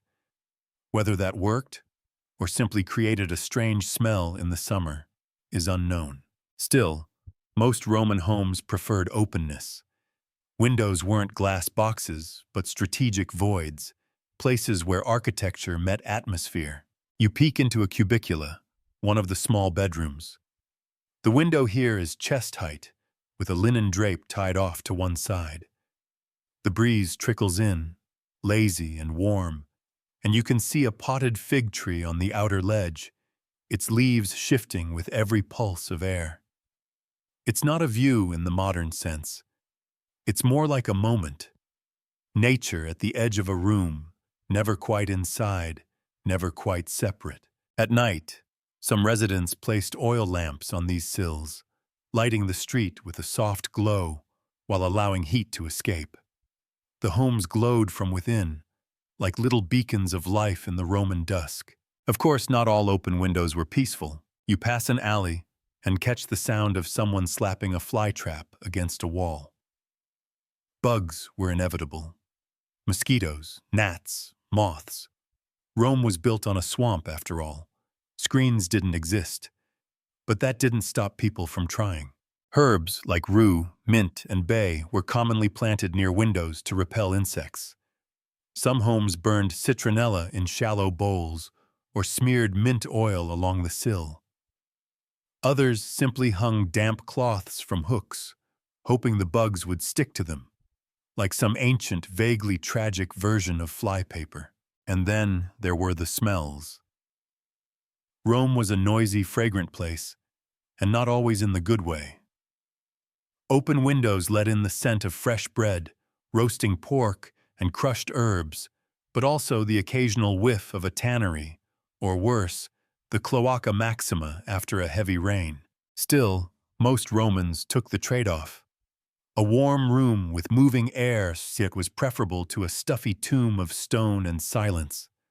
Open windows meant life, movement, a connection to the street, the weather, the rhythm of the city. You step out onto a balcony, a rare feature, but prized in taller insula. From here, you can see the rooftops, some still hosting late dinners, others already laid out with sleeping mats. Below, a cart rumbles down a cobbled road, its driver humming tunelessly. Your window doesn't close. There's no glass to fog up, no double-pane security. But the air touches you like a familiar friend. The city breathes around you, through you, and for all the architectural marvels Rome had, its domes, its baths, its temples, it's this quiet, humble feature that sticks with you, a rectangle in a wall, open, waiting, letting the world in just enough. Because sometimes, cooling off isn't about invention, it's about invitation. You rise early the next morning, not because you're rested, but because Rome doesn't give you much of a choice. The sun slips in before you do, poking through open windows, bouncing off pale stone, and gently reminding everyone that the heat will be returning soon, and unapologetically. But today, you're going somewhere different. Somewhere the Romans stretched themselves even farther than their city's limits. Into the deserts, the dust, the lands where the sun doesn't just shine, it dares you to survive. Today, you're heading to the provinces. You hitch a ride with a military supply caravan leaving the gates at dawn, trundling along the Via Appia toward the distant edges of the empire. These aren't roads meant for comfort. They're hard-packed stone, worn smooth by wheels and sandals and hoofbeats, leading to places like Judea, Egypt, and North Africa, regions where the temperature climbs high enough to make even the Forum feel like a breeze-swept picnic. And yet, the Romans didn't just occupy these places, they thrived in them. You arrive by midday at a Roman outpost in Egypt, a mix of imperial discipline and improvisational survival. Here, soldiers and administrators had to get creative if they wanted to last more than 2 weeks without shriveling like dates in the sun. First things first, walls. Roman buildings in this desert weren't made of marble or brick. They were often built using mud brick, an age-old Egyptian technique the Romans quickly adopted. Thick walls, sometimes over a meter wide, kept the heat out during the day and released stored warmth at night. No imported Carrara stone could do that. You step into a garrison barracks, and immediately the difference is clear. The air is dry but surprisingly cool. The windows are little more than slit openings, cut high into the wall to allow hot air to escape. The ceiling is low, the walls whitewashed. Every feature here says one thing: survive. They even changed their roofs. Back in Rome, flat rooftops made sense for sleeping and relaxing. But here, in Egypt or the Middle East, sloped or domed roofs helped heat rise and dissipate more effectively, sometimes with a vent or smoke hole at the top.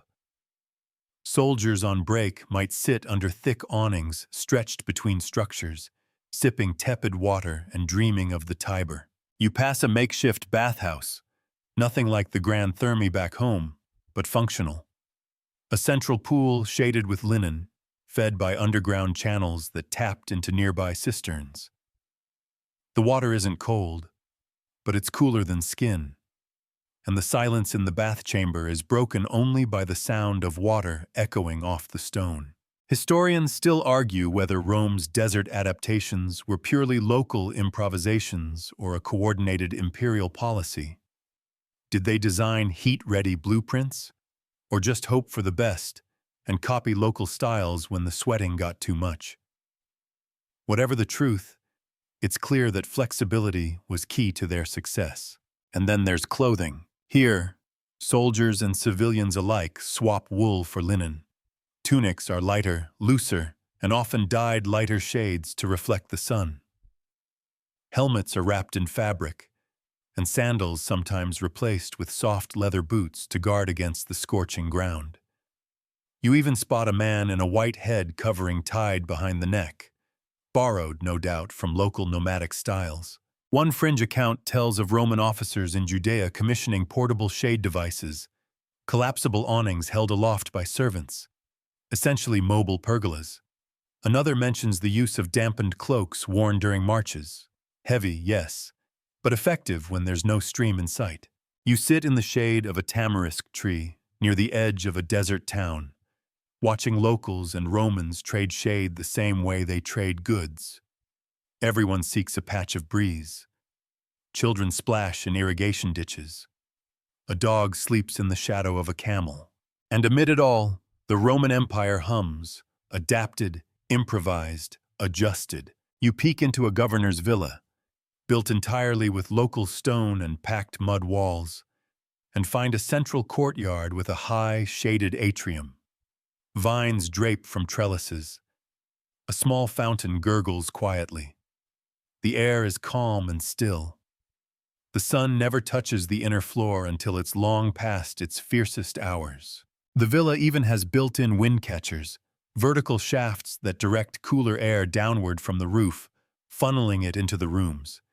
It's a technique borrowed from Persian engineering, now retooled with Roman flair and civic pride. One clever feature: stone floors sprinkled lightly with water at dawn.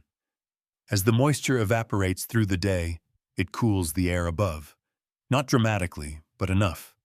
Enough to be bearable. And in the desert, bearable is a victory. You sip from a clay cup of lukewarm water flavored with mint and lemon. It's not cold, but after hours of sun, it tastes like poetry. The sun begins to lower behind the hills, and the desert seems to exhale. Shadows stretch long and cool across the sand, and the town begins to buzz again with quiet, slow activity. Doors open, curtains flap, laughter drifts through the dry air. You realize something as you recline against the cool side of a building. The Romans didn't just bring their culture to the provinces. They took notes. They learned. They bent with the wind, copied what worked, and gave it a Latin name. In the desert, you either adapt or melt. And the Romans, for all their armor and arrogance, were never above stealing a good cooling idea when they found one. The desert air lingers on your skin like a silk robe soaked in sunlight, but your feet take you onward, this time back toward the Mediterranean coast.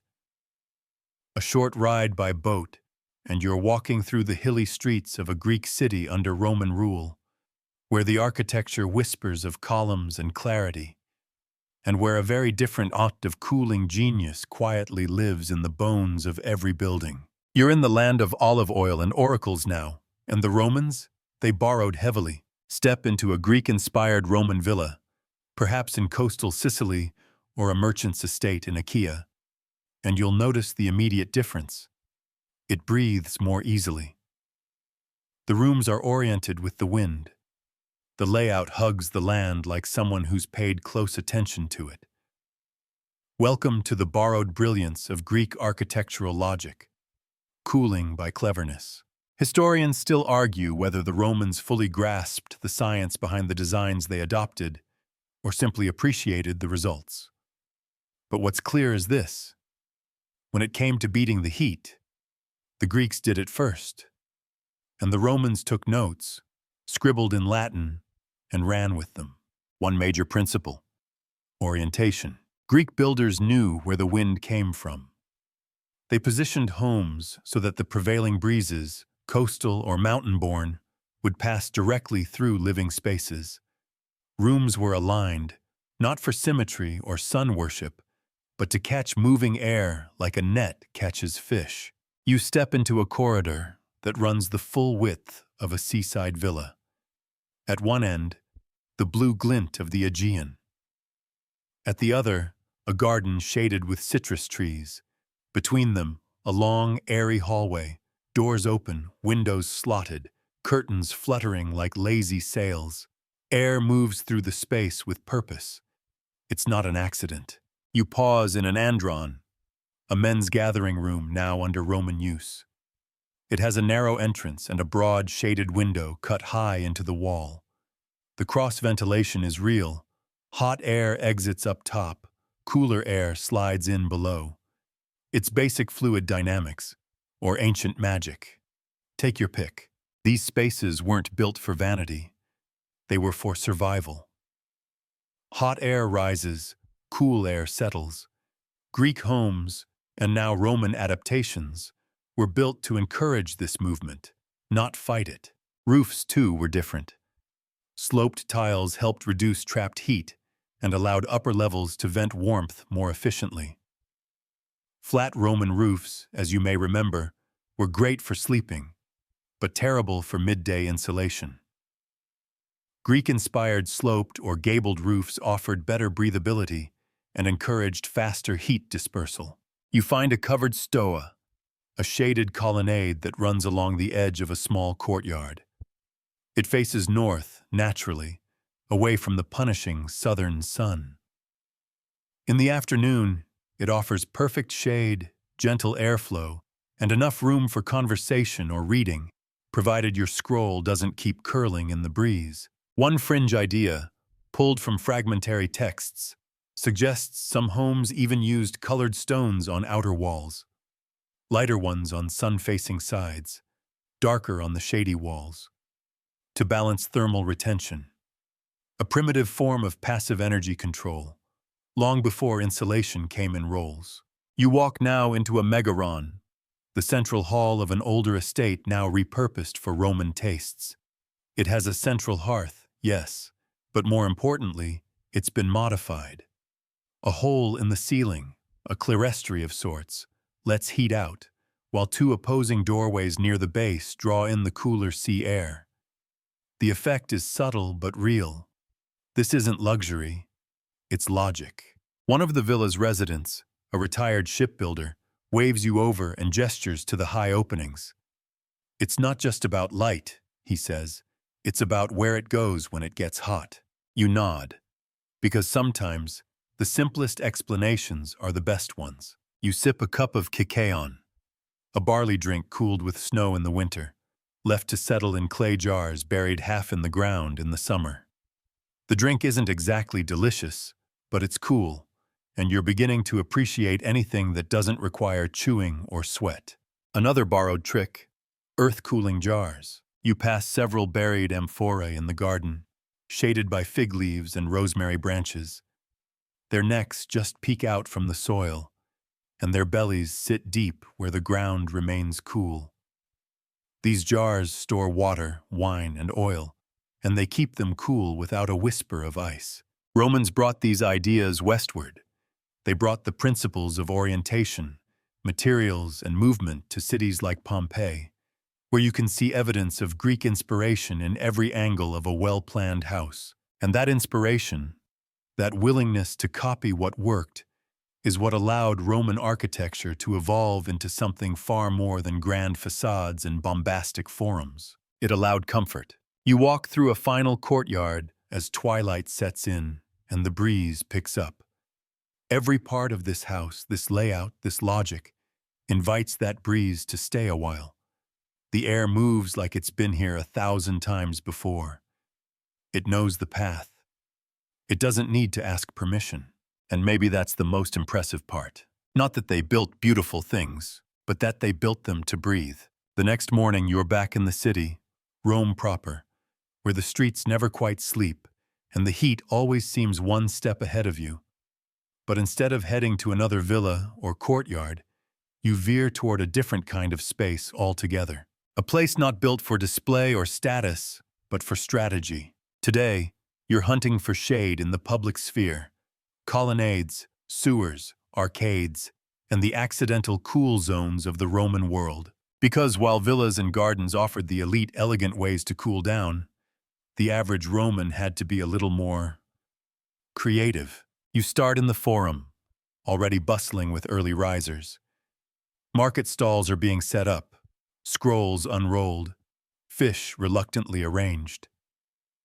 The sun hasn't reached full strength yet, but everyone's thinking about it.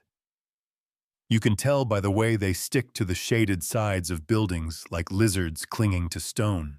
And that's the first trick, public shade management. Roman architects built colonnades everywhere. Long rows of columns supporting overhanging roofs that stretched along temples, marketplaces, and civic centers. These weren't just pretty, they were essential. You duck into one now, pressing your back against the cool shadow of a column. The difference is instant. The stone here hasn't yet absorbed the day's heat, and the air trapped between columns moves just enough to matter. This space serves multiple functions: shopping, socializing, and most importantly, sweating less. You're joined by a merchant hauling amphorae, two boys playing knucklebones, and an old man fanning himself with a wax tablet. Community shade. open to all. Historians still argue whether these spaces were deliberately designed for cooling, or if the thermal benefit was a happy side effect of aesthetic and religious considerations. But given the sheer volume of colonnades across the empire, it's fair to say the Romans knew what they were doing. You pass by the Basilica, a large public building used for business and legal proceedings. It has massive open doors, clerestory windows high above, and an airy interior that remains remarkably temperate even on the worst days. The secret? Size and height. Hot air rises. Cool air pools low.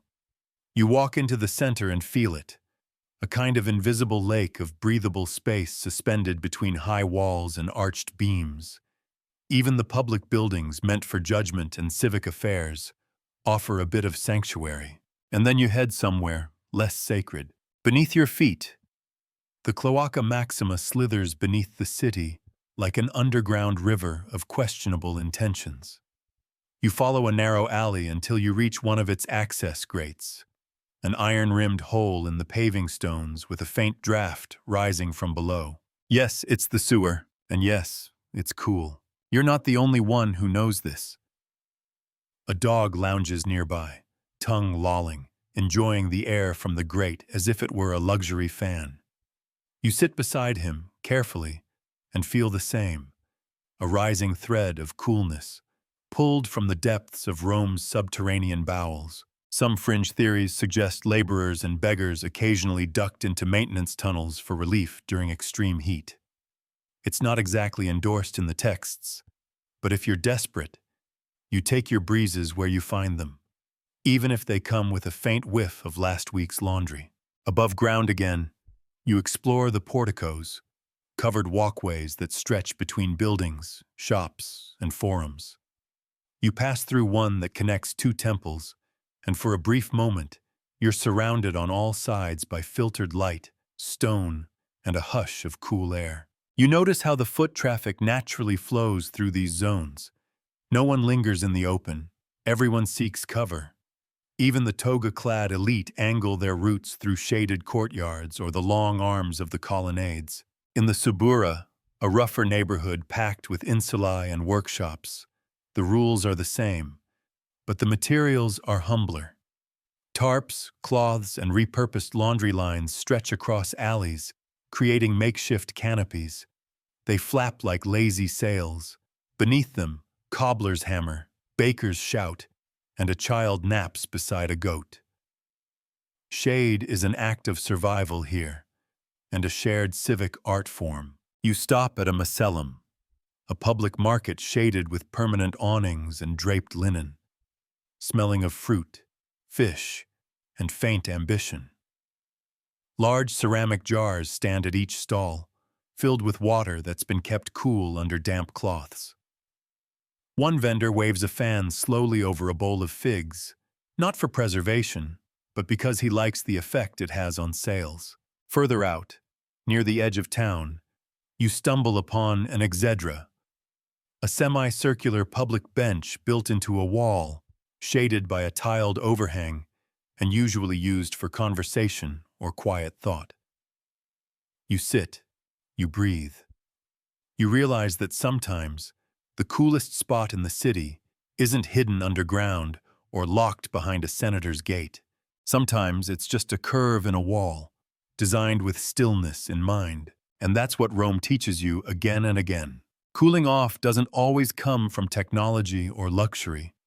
It comes from structure, from how a space invites you in, from the unspoken geometry of a building that knows where the sun is going before it even rises. You finish your walk in a quiet arcade, open on one side, flanked with columns, and gently breathing with the breeze from the nearby Tiber.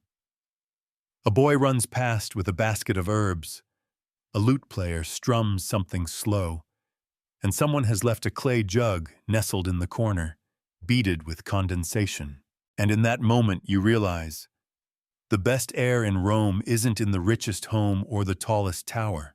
It's in the quiet places, the shaded edges, the corners the city doesn't brag about, but builds with care. As the midday heat returns with its usual tyranny, you retreat from the streets, not toward shade this time, but into thought, into stillness, into that peculiar Roman practice of turning discomfort into philosophy. You find yourself sitting near a modest fountain, its water spilling lazily over the edge of a moss-streaked bowl, as a wrinkled old man in a threadbare tunic speaks softly to a much younger listener seated cross-legged before him. You've wandered into the corner of a courtyard turned classroom, a place where ideas move more freely than the air itself. Today's topic? How to sleep like a stoic, especially when it's 93 degrees and your pillow is basically a warm brick. Roman philosophy wasn't just for smoky lecture halls or papyrus scrolls. It was lived. And the Stoics, with their emphasis on endurance, clarity, and emotional regulation, had quite a bit to say about comfort, or rather, the rejection of it. Seneca, the poster philosopher for "just deal with it," famously wrote about embracing discomfort. In his letters, he spoke of sleeping on the floor, going without wine, and walking under the sun with no shade, all as exercises in mental discipline. Historians still argue whether this was true spiritual practice or humble bragging from a guy with a summer home. But either way, the philosophy trickled into everyday Roman habits, especially during the hottest months. You lean against a column as the old man continues. The body overheats. The mind, if trained, does not. We suffer more in imagination than in reality. His student nods, though the sweat pouring down his temples suggests he's suffering in both. It wasn't just Stoicism. Other schools had their own take on heat and rest. The Epicureans, ever the pleasure seekers with restraint, advocated for sleeping during the day and staying up late into the cooler night, timing your life to the earth's rhythms rather than fighting them.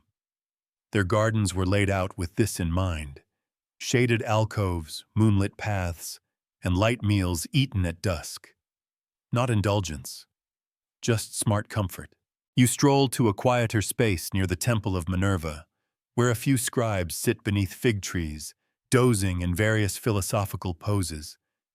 One clutches a copy of Marcus Aurelius's Meditations, slightly damp from either bathwater or forehead. You don't ask. A fringe theory exists that some Romans intentionally deprived themselves of cold food and shade for short periods to build tolerance and cultivate virtue. These ascetic exercises were believed to sharpen the mind and remind the body who was boss. Whether this worked or just made them cranky is, well, open to debate. But even in their stoic resolve, Romans still engineered sleep-friendly strategies. In the summer, they reversed their rhythms. Work early, nap midday, socialize at twilight.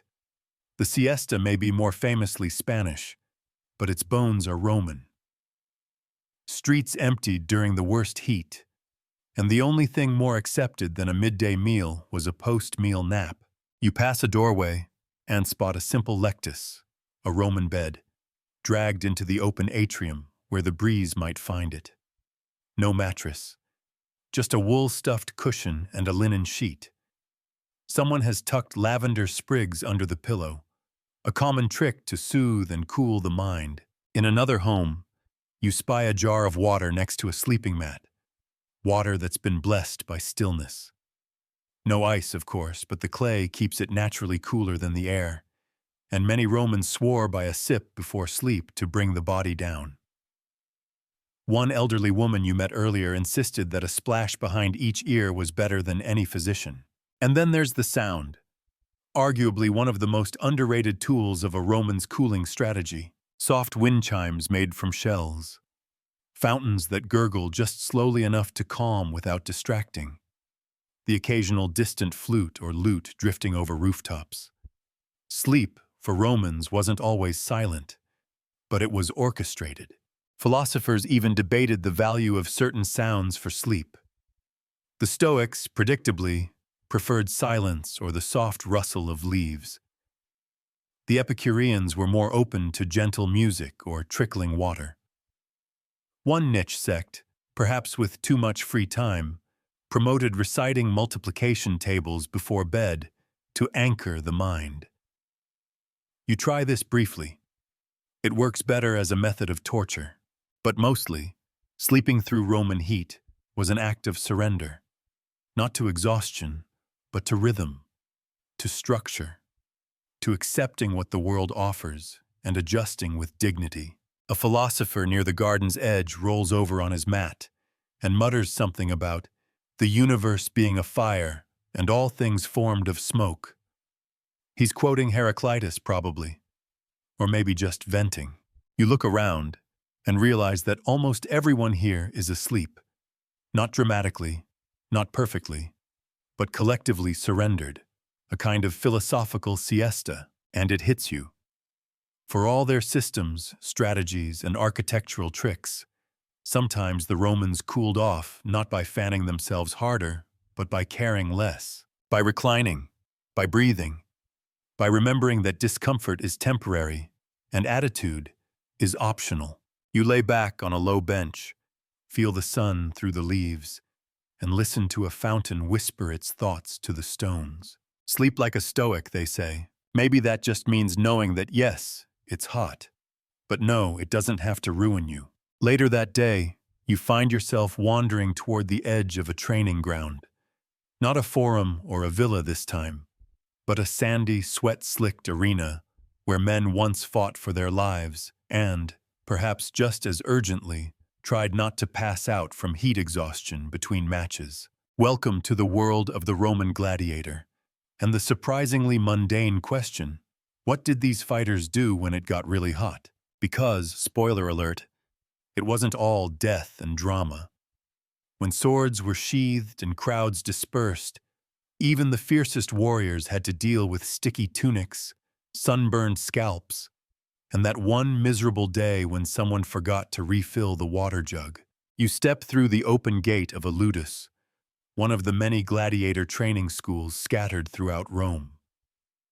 The air smells like dust, leather, and something faintly medicinal, probably the liniment oil used for sore joints and sun-scorched skin. Inside, a few trainees are sparring lazily in the shade of an overhang. Their wooden practice swords, rudis, tap against each other with dull rhythm, like percussion instruments in a very sweaty orchestra. Shirtless, dust-covered, and half asleep, they embody that fine line between discipline and collapse. You watch as one of them stops mid-swing and walks straight over to a barrel of water, scooping a handful over his head and groaning like a temple oracle on a bad day. It's not a glamorous sight, but it's honest and surprisingly relatable. Historians still argue about the day-to-day life of gladiators, particularly during the summer months. While they were trained warriors, they were also valuable investments.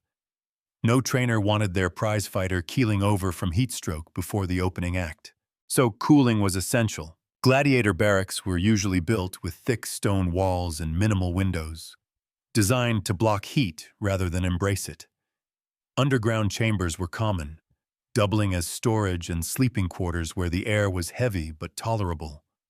Some ludi even featured shallow plunge pools or shaded training yards, where fighters could rest their overworked limbs before being forced to use them again. You wander into one such yard, a quiet corner of the complex, lined with columns and sparsely decorated. A few stone benches circle a low basin, its water dark and still. A slave is wringing out cloths soaked in lavender water, which he then lays over the fighters' necks and shoulders as they sit, half-conscious and fully thankful. One quirky tradition? Clay cooling pots. These porous jars were filled with water and left in shaded areas, where evaporation through the outer surface naturally chilled the contents. Fighters would drink from them or press the pots to their faces after long bouts. Not high-tech, but surprisingly effective, and easier on the nose than drinking from a communal helmet. You walk past a training room where weapons hang neatly from racks. A bored-looking instructor is swatting at flies with a rolled-up scroll. He spots you and shrugs. "Too hot to train properly," he says. "We do more talking on days like this, less dying. In fact, The hottest days were often reserved for technique discussion, slow drills, or even massage and recuperation. Gladiators were worked hard, but not suicidally so. An overheated fighter was a clumsy fighter, and clumsy fighters didn't last long in the arena. You pass a small apothecary shelf in one corner of the barracks, where jars of vinegar, mint paste, and some questionable salves sit labeled in a scribe's neat but slightly slanted hand. Many fighters swore by vinegar, diluted in water as a hydrating tonic. Some even rubbed it on their skin, claiming it cooled the blood. Science is skeptical, but again, when it's 95 degrees in the shade, you'll believe just about anything with enough conviction. In the open yard, a few fighters are laying on straw mats, shaded by a stretched linen sail. One is asleep. Another is humming something tuneless while sharpening a dagger. A third is tossing a fig into the air and catching it repeatedly, eyes half closed. You recognize it as the universal posture of someone who's actively trying not to exist until the sun changes its mind. One fringe tale, possibly apocryphal, claims that elite gladiators were occasionally issued slaves whose only job during summer was to fan them between matches. Whether that's true or just wishful fan fiction is unclear, but it certainly wouldn't be the most indulgent use of manpower in Rome. And yes, matches still happened in the heat. The Colosseum wasn't climate-controlled, and shows didn't pause just because someone was sweating through their breastplate. But more elaborate events were often held in the morning or late afternoon, when the sun was lower and the spectators slightly less irritable. Back at the training yard, you sit on the edge of a low wall and watch a few fighters sparring again. Slowly now, with exaggerated movements and theatrical grunts. One of them slips, lands on his back, and doesn't get up. His partner doesn't panic, just tosses a soaked cloth at his face. The fallen man flinches, laughs, and peels the cloth away, revealing a grin and a nose full of mint water. You laugh too, because even in a world where life and death played out in amphitheaters, people still got too hot. Still needed rest. Still lay back on the nearest cool stone and sighed at the sun like it was a badly behaved friend. And in that moment you see the humanity beneath the armor. Gladiators, sweating and sunburned, doing their best not just to fight, but to chill. You leave the gladiator yard just as the sun slips behind the rooftops, casting long golden streaks across the narrow lanes of the Aventine. A breeze stirs, finally. But it's not just the air that's changing. Tonight, you're peeking behind another curtain, into the private world of Roman women and the quietly brilliant, sometimes ridiculous, ways they stayed cool beneath all that fabric, jewelry, and social expectation. Because while the men debated stoicism or grunted through gladiator drills, women in Rome had to maintain a whole different kind of composure. Graceful, scented, poised, all while wearing multiple layers of cloth and existing in a society where visible sweat was considered deeply unladylike. You find yourself in the atrium of a house occupied by two sisters and their grandmother, who wastes no time inviting you into their cooling ritual with the air of someone who's done this every summer since Caesar was a teenager. The first trick? Powder. No, not the kind you're thinking of. This isn't about shimmer. Roman women used finely ground chalk, rice flour, or even crushed seashells to absorb sweat and give the illusion of freshness. One girl sits at a low mirror, dusting her arms like a baker frosting loaves. Her neck is already several degrees drier than yours. You're handed a small cloth scented with myrtle and vinegar, meant to be dabbed along your temples and wrists. It smells sharp, bright, and weirdly calming. Another girl fans her sister with a folding palm leaf contraption so delicate it looks like it could be used to wave goodbye to butterflies. Historians still argue whether Roman women had dedicated summer wardrobes, but descriptions from poets and gossip-happy letter writers suggest they absolutely adapted. Lighter stolae made from imported linen or silk, tunics cut wider for airflow, sashes that could be loosened, tied creatively, or accidentally forgotten altogether. In the courtyard, another woman sits with her feet in a shallow basin of water, barely ankle-deep, but enough to cool her entire posture. She's reading aloud from a love poem that might be Cicero's, or might be something she wrote herself. The line between the two blurs easily in this house. You spot a small tray nearby with slices of cucumber and melon, both believed to cool the body from within. A jug of diluted wine with floating rose petals. Someone has even frozen a bit of honey water and is rubbing the melting edges across her forehead like a sticky, expensive ice cube. And then there are the perfumes. One young woman uncorks a tiny alabaster vial and lets you sniff it.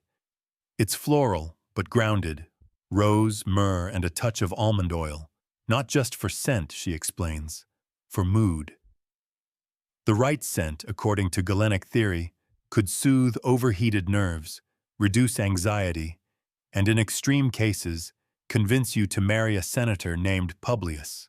You nod politely. A fringe practice, mentioned in passing by one satirical playwright, involved sewing tiny sachets of crushed mint or lavender into the hems of tunics. As you walked, the scent would be released. Not strong, but enough to mask the inevitable effects of walking through a 100-degree day with social pressure strapped to your shoulders. You follow the women into a shaded room lined with gauzy curtains and floor cushions. The light is golden. The air faintly perfumed and cool. Someone has hung wet cloths near the doorway, and a servant fans from behind a lattice screen, seen but not seen. And here they talk, not loudly, not formally, but in drifting conversation about everything from the merits of lemon-scented oil to how many times you can accidentally drop your stola before someone suspects you're doing it for airflow. One of them, a grandmother with eyes sharper than her memory, leans over and says, "We don't escape the heat, we tame it." She flicks a fig into her mouth and adds, "Men fight the sun, we make it sweat." You believe her, because these women haven't just figured out how to survive summer. They've figured out how to own it. From sandal-soaked gardens to silk-scented chambers, they've created their own cooling rituals. Quiet revolutions fought not with architecture or aqueducts, but with citrus, fabric, and strategic stillness. You glance around the room and see feet soaking, fans waving, oil being dabbed behind ears with slow, practiced care. A cooling culture, handed down through generations, spoken in whispers and citrus zest. Even bedtime is its own ritual. Linen sheets soaked in rose water, then hung out to dry in the dusk. Later, they'll be laid over sleeping bodies like scented clouds. Some women sleep with damp cloths tied around their wrists. Others rest with pots of mint beneath their beds, believing the scent rises in the night to soothe dreams. And of course, they all sleep with their windows wide open, even if the breeze is nothing more than hopeful gossip.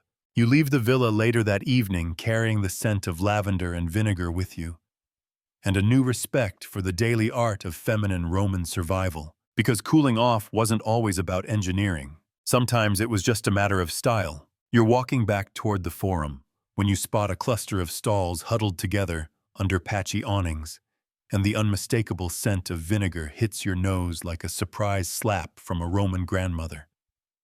Not the bad kind. More like the kind that comes with a fig and unsolicited advice.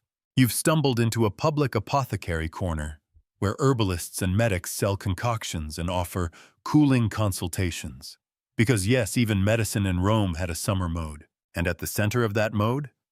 Vinegar.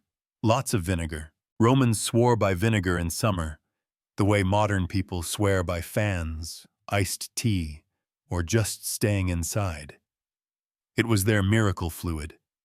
Mixed with water, it became posca, a sharp, sour drink favored by soldiers, laborers, and anyone who needed hydration with a side of tangy disappointment. You sip from a chipped clay cup handed to you by a cheerful vendor. It tastes awful, but oddly refreshing, like lemon water's grumpy older cousin. Your lips pucker and your body perks up. Cools the liver? The vendor says confidently. Historians still argue what that actually meant. The Roman medical system revolved around balancing the four humors: blood, phlegm, black bile, and yellow bile. Heat was considered a sign of imbalance, usually too much yellow bile or an overexcited liver. The solution? Cooling foods, cooling drinks, and yes, vinegar. Some physicians even prescribed vinegar compresses. You pass one man lying under a shady pergola with strips of cloth soaked in diluted vinegar wrapped around his neck, feet, and wrists. His eyes are closed. He's snoring gently. He might be dead. He's not, just very relaxed. Other summer health strategies included eating cooling foods like cucumber, melon, lettuce, and leeks. One fringe dietitian even advocated chewing on cold barley bread soaked in snowmelt, though finding snow in the Subura was a logistical nightmare. You stop at a second stall where an elderly woman is selling clay jars filled with what she calls night breeze ointment. It's a mix of myrtle oil, rose essence, and, you guessed it, a splash of vinegar. She claims if you dab it behind your ears before bed, it tricks your brain into thinking you've already cooled off. You buy one, you're not proud. Inside another pop-up stall, a younger medic is arranging bundles of herbs: mint, basil, fennel, and rue. These were the air fresheners and mild remedies of the Roman summer toolkit. Hung near windows, crushed into oil, or dropped into bathwater, they were believed to clear heat from the brain and, helpfully, keep away bad air, a vague concept covering everything from fevers to neighborhood smells. One interesting technique you spot: clay jars filled with water and submerged herbs placed beside pillows. The rising scent was thought to ease sleep and reduce internal temperature. Mint for clarity, lavender for rest, rue for warding off witches, probably. The Romans also believed in balancing hot and cold with opposites. If the weather was hot, eat cold things. If your body felt cold, drink something warm. A paradox, but one based on their sense of internal regulation.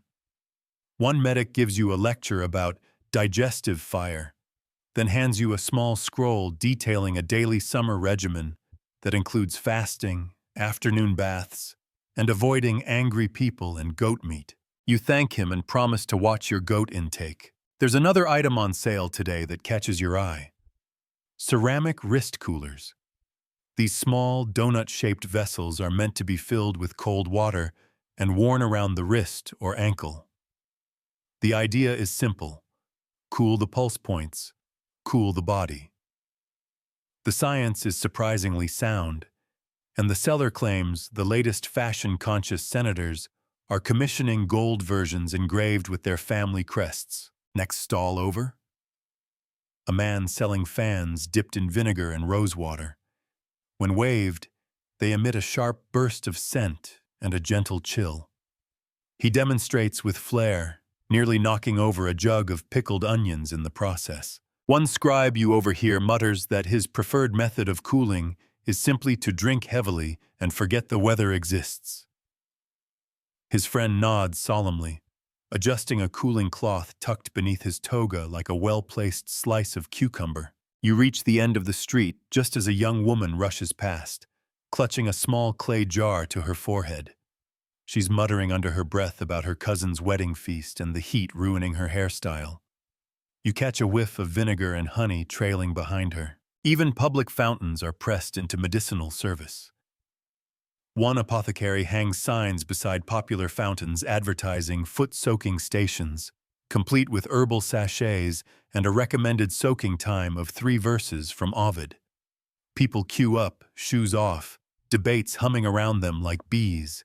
And you, slightly sticky but better informed, realize something essential. Roman medicine wasn't about curing the heat. It was about managing it, adapting to it, working with it. Vinegar, herbs, compresses, cooling rituals, and good-natured suffering. These were the prescriptions handed out when the thermometer, which they didn't have but surely felt, climbed to its peak. You dab a little night breeze behind your ears. You sip your vinegar water. You sigh, and you begin to understand. Sometimes relief doesn't come from defeating the heat. It comes from sour drinks, mint oil, and a little quiet stubbornness. Evening approaches, and you've found yourself walking through one of Rome's leafier districts, where the stone walls of villas are high, the doors are freshly oiled, and the potted laurel trees seem just a bit too proud of themselves.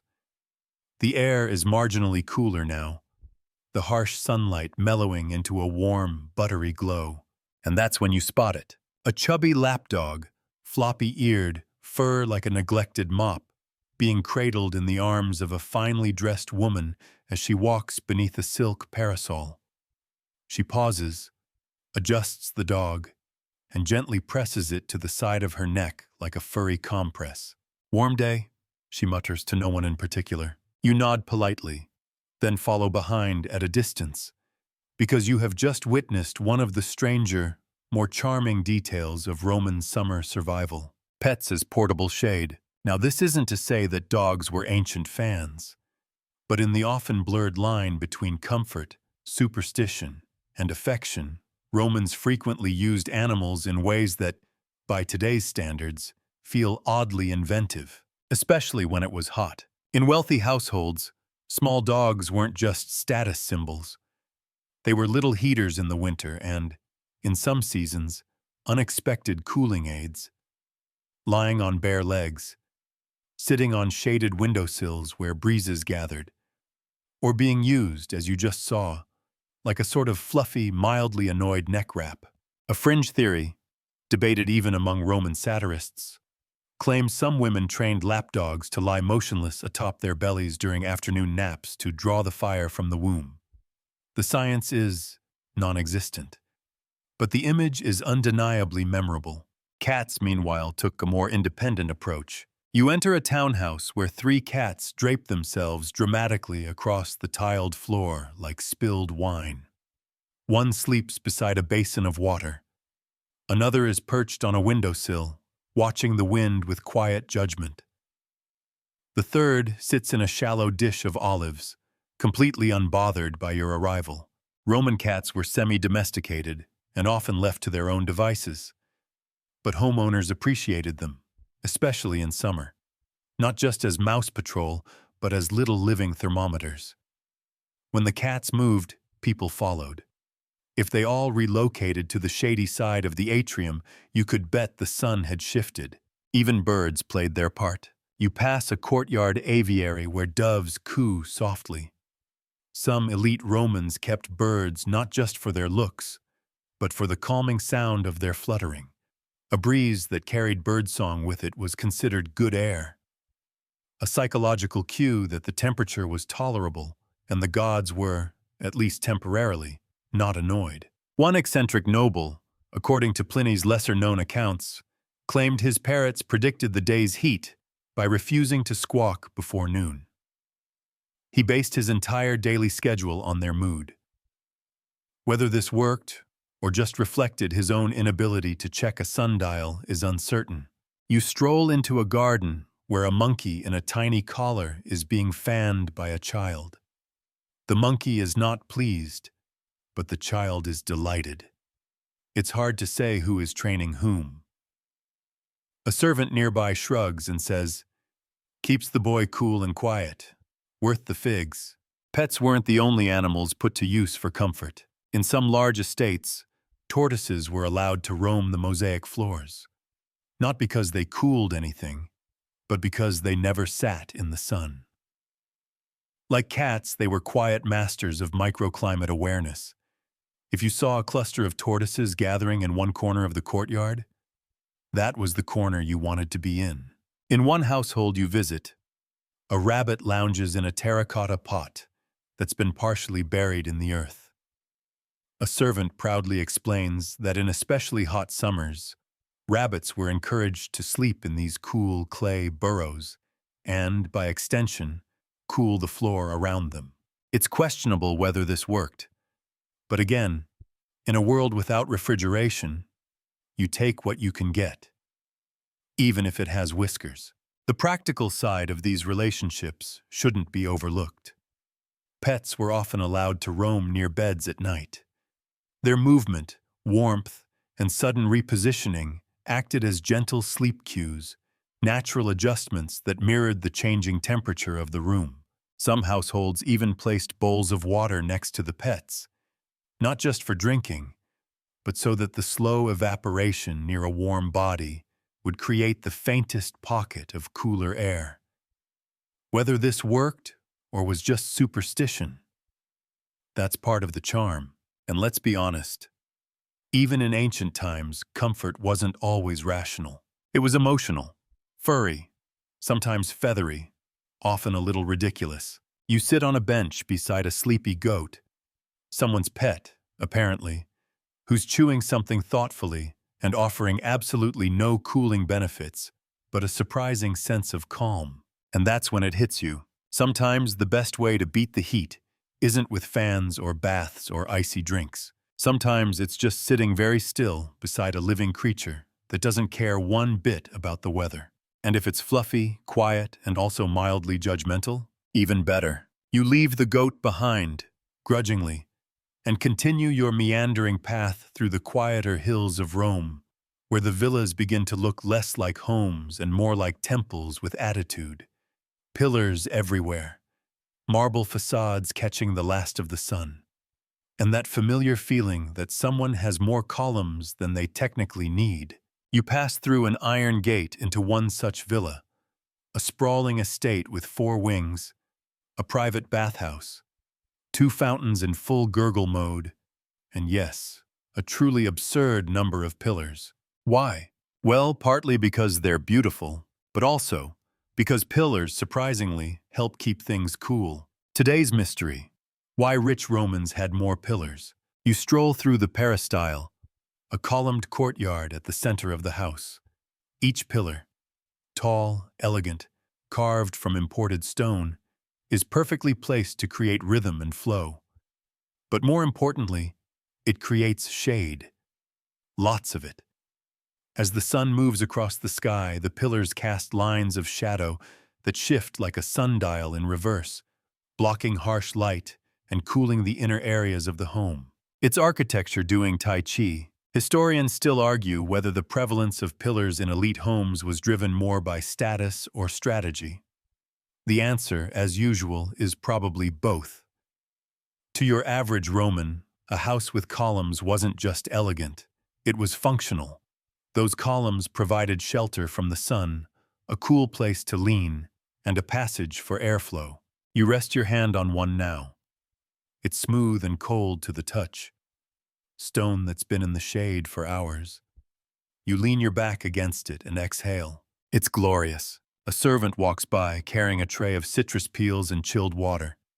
He nods at you like you've figured something out. Because you have. Columns don't just stand there. They filter. They break up heat. They create airflow channels that let breezes pass while keeping interiors shaded. This principle is echoed in the grand basilicas and open-air atriums of public buildings. But it all starts at home. In a smaller house, you'd get maybe 4 pillars, if you were lucky. In a rich estate, dozens. And the more you had, the cooler your walk from bedroom to dining room could be, literally and socially. Some fringe theories suggest that certain homes were deliberately overbuilt with colonnades as a sort of heat buffer. Not just aesthetic excess, but thermal armor. The logic: more mass, more shadow, more time before the inner rooms began to warm up. And there's more. The open areas between pillars encouraged planting. Vines, shrubs, even citrus trees, not just for beauty, but for cooling. A vine-covered column in the right spot could reduce surrounding temperatures by several degrees. And when the breeze passed through, instant evaporative delight. You find a corner of the peristyle where grapevines snake lazily around three white columns. A small bench sits beneath them. The temperature there is noticeably cooler than the central garden. It's not an accident. Someone designed this space with shade in mind, with you in mind. Even the ratio of column height to roof angle was considered. A well-placed colonnade could act like a giant sundial, its changing shadows guiding residents on when to rest, eat, or move to cooler rooms. You peek into the tablinum, the main reception room, which sits between two columned walkways. With the doors open on both sides, air moves steadily through the space, cooled by the shade on either end. It's a thermal corridor dressed in marble. One architect, whose name has been lost, but whose ego clearly wasn't, once bragged that his column arrangement kept his atrium 4 degrees cooler than Caesar's bathhouse. You imagine the awkward conversations that followed. Of course, there was also the status game. You couldn't just have pillars. You had to have exotic ones. Egyptian granite, Numidian marble, Cappadocian redstone. Each with its own cooling properties, yes, but also its own social heat. "Oh, your columns are local travertine?" one host might say. How quaint. You pass by a private dining area where the host has arranged his table to catch the cross-ventilation between 2 rows of pillars. He raises a cup in your direction, as if to say, "See? Shade and status." He's not wrong. Even the sleeping quarters in these villas often opened onto columned walkways, not just for beauty. It allowed nighttime breezes to roll in, cooled by shaded stone, guided by architectural choreography. Some villas even included upper-story colonnades, like shaded balconies, where residents could sit, nap, or pace like mildly dramatic philosophers while avoiding direct sun. The air was better up there. The views weren't bad either. You find yourself on one of those balconies now, leaning between 2 columns, the city glowing gold below. The air is light. You can hear birdsong, laughter, the clink of amphorae being unloaded at a nearby tavern. And as you look out across rooftops, you realize something. The most luxurious part of these elite villas wasn't the size, the art, or even the servants. It was the air, cool, flowing, thoughtful, architected. And you begin to understand why wealthy Romans bragged not just about how many columns they had, but where they put them. Because in this city, beating the heat wasn't just about relief. It was about mastery. You leave the colonnaded villa as twilight deepens, and your feet carry you toward a quieter district where scholars, engineers, and retired military officers tend their gardens and their reputations in equal measure. The air has finally cooled to something tolerable. You take a breath, deeper than usual. It almost feels earned. But tonight, you're not looking for shade or pillars. You're looking for something stranger. A whisper passed from scribe to student, from architect to artisan. Tales of tinkerers and thinkers who tried to invent their way out of the Roman heat. Welcome to the world of Roman cooling inventions. Part science, part fever dream. Your first stop? A modest domus where an elderly man named Marcellus invites you into a study cluttered with gears, scrolls, and what can only be described as enthusiastic devices. Marcellus is retired now, but once worked in the court of a provincial governor and claims to have designed what he calls a rotating ceiling breeze machine. He points upward proudly, and you see it. A series of thin wooden slats, arranged in a radial pattern, suspended by ropes connected to a horizontal crank system. When the servant turns it, the slats spin slowly, moving the air with a sound like polite applause. Is it efficient? Not really. But it moves the air. And in Rome, that alone makes it miraculous. Fringe accounts like this crop up in late Republican letters and marginalia. References to wind boxes, shadow gears, and ceiling panels designed to adjust with the sun. Most of these were likely one-offs or experiments, but they hint at a persistent Roman trait. When comfort ran out, ingenuity stepped in. Historians still argue whether such inventions were widespread or the indulgent hobbies of eccentrics with too much money and access to underpaid carpenters. But there's no doubt some Romans took their climate discomfort personally. One scroll fragment, believed to be from an early Alexandrian workshop, describes a cooling seat made of layered stone and metal, beneath which water was run in narrow channels. The user would sit upon it, refreshed by the evaporation and conduction of cooler temperatures. Whether this was ever built is unknown, but it's certainly very Roman. Equal parts comfort and showmanship.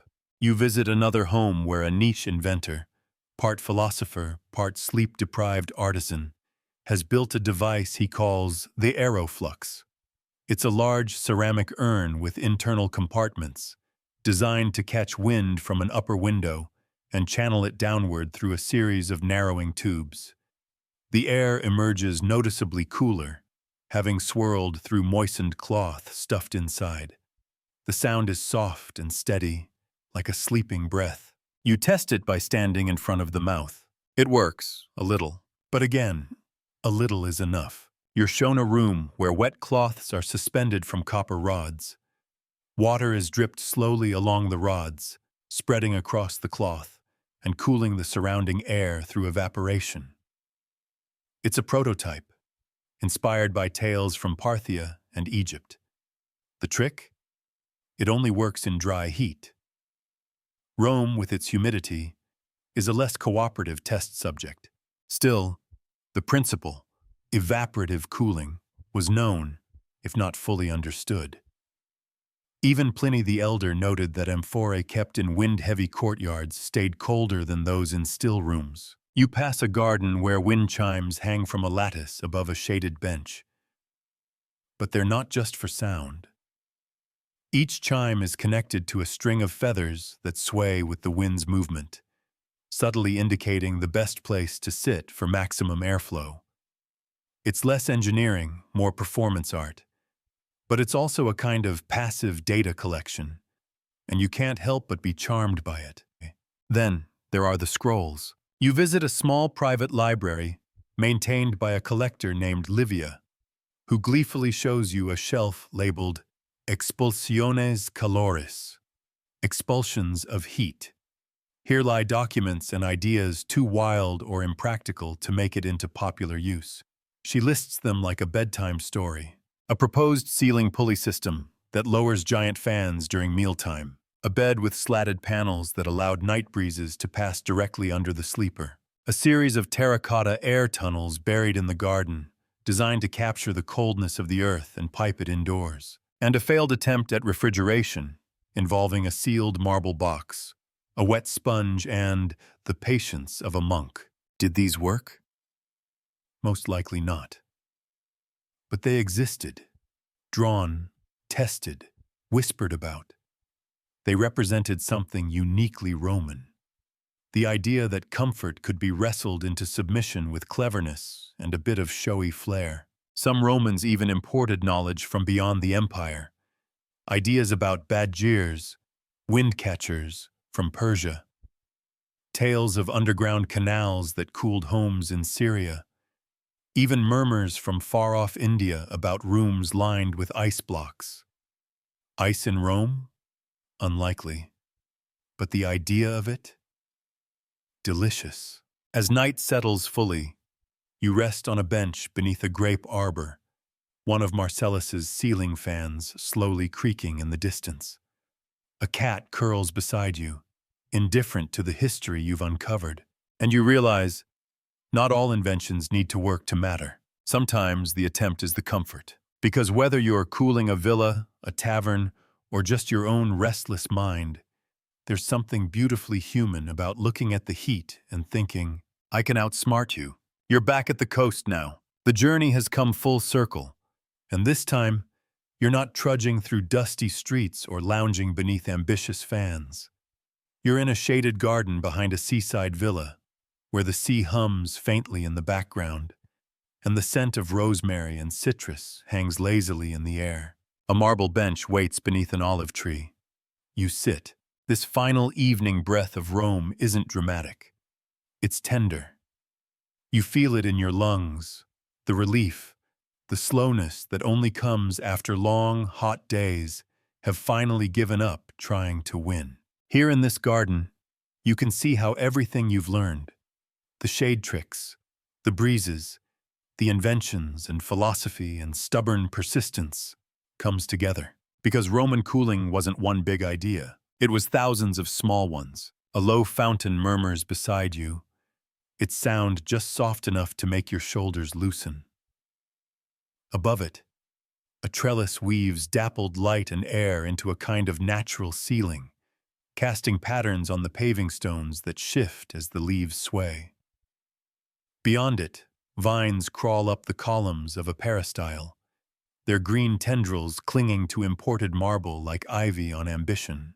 This garden isn't just beautiful, it's strategic. A square pool at the center reflects the pale evening light. Its surface breaks as a bird dips for a sip, sending rings outward. The air feels a little cooler here, not from ice or magic or any single invention, but from balance. Shade, stone, water, wind, ritual. One of the villa's servants drapes a light linen cloth across a bench near the pool. He dampens it gently and lays a clay jug atop it, a trick you've seen in markets and bedrooms and balconies. Evaporation, used like poetry. The wind slips through the garden at last, unhurried. Somewhere nearby, a flute begins to play. Not a song, really, more like the memory of one. You close your eyes and feel the breeze roll across your skin, trailing scent and softness. You remember the rooftop siestas, the mint tucked in tunics, the shaded courtyards designed like puzzles made of air, the slaves waving fans, the philosophers rejecting cushions, the lapdogs used as neck coolers. And it all seems reasonable, because in the end, none of these methods defeated the heat. They just softened it, redirected it, reframed it as something to live with, not run from. A woman in a simple tunic walks past, carrying a bowl of chilled fruit. She catches your eye, smiles without stopping, and disappears around a hedge. You hear a laugh from behind a cypress. Somewhere, a door creaks, a breeze shifts direction.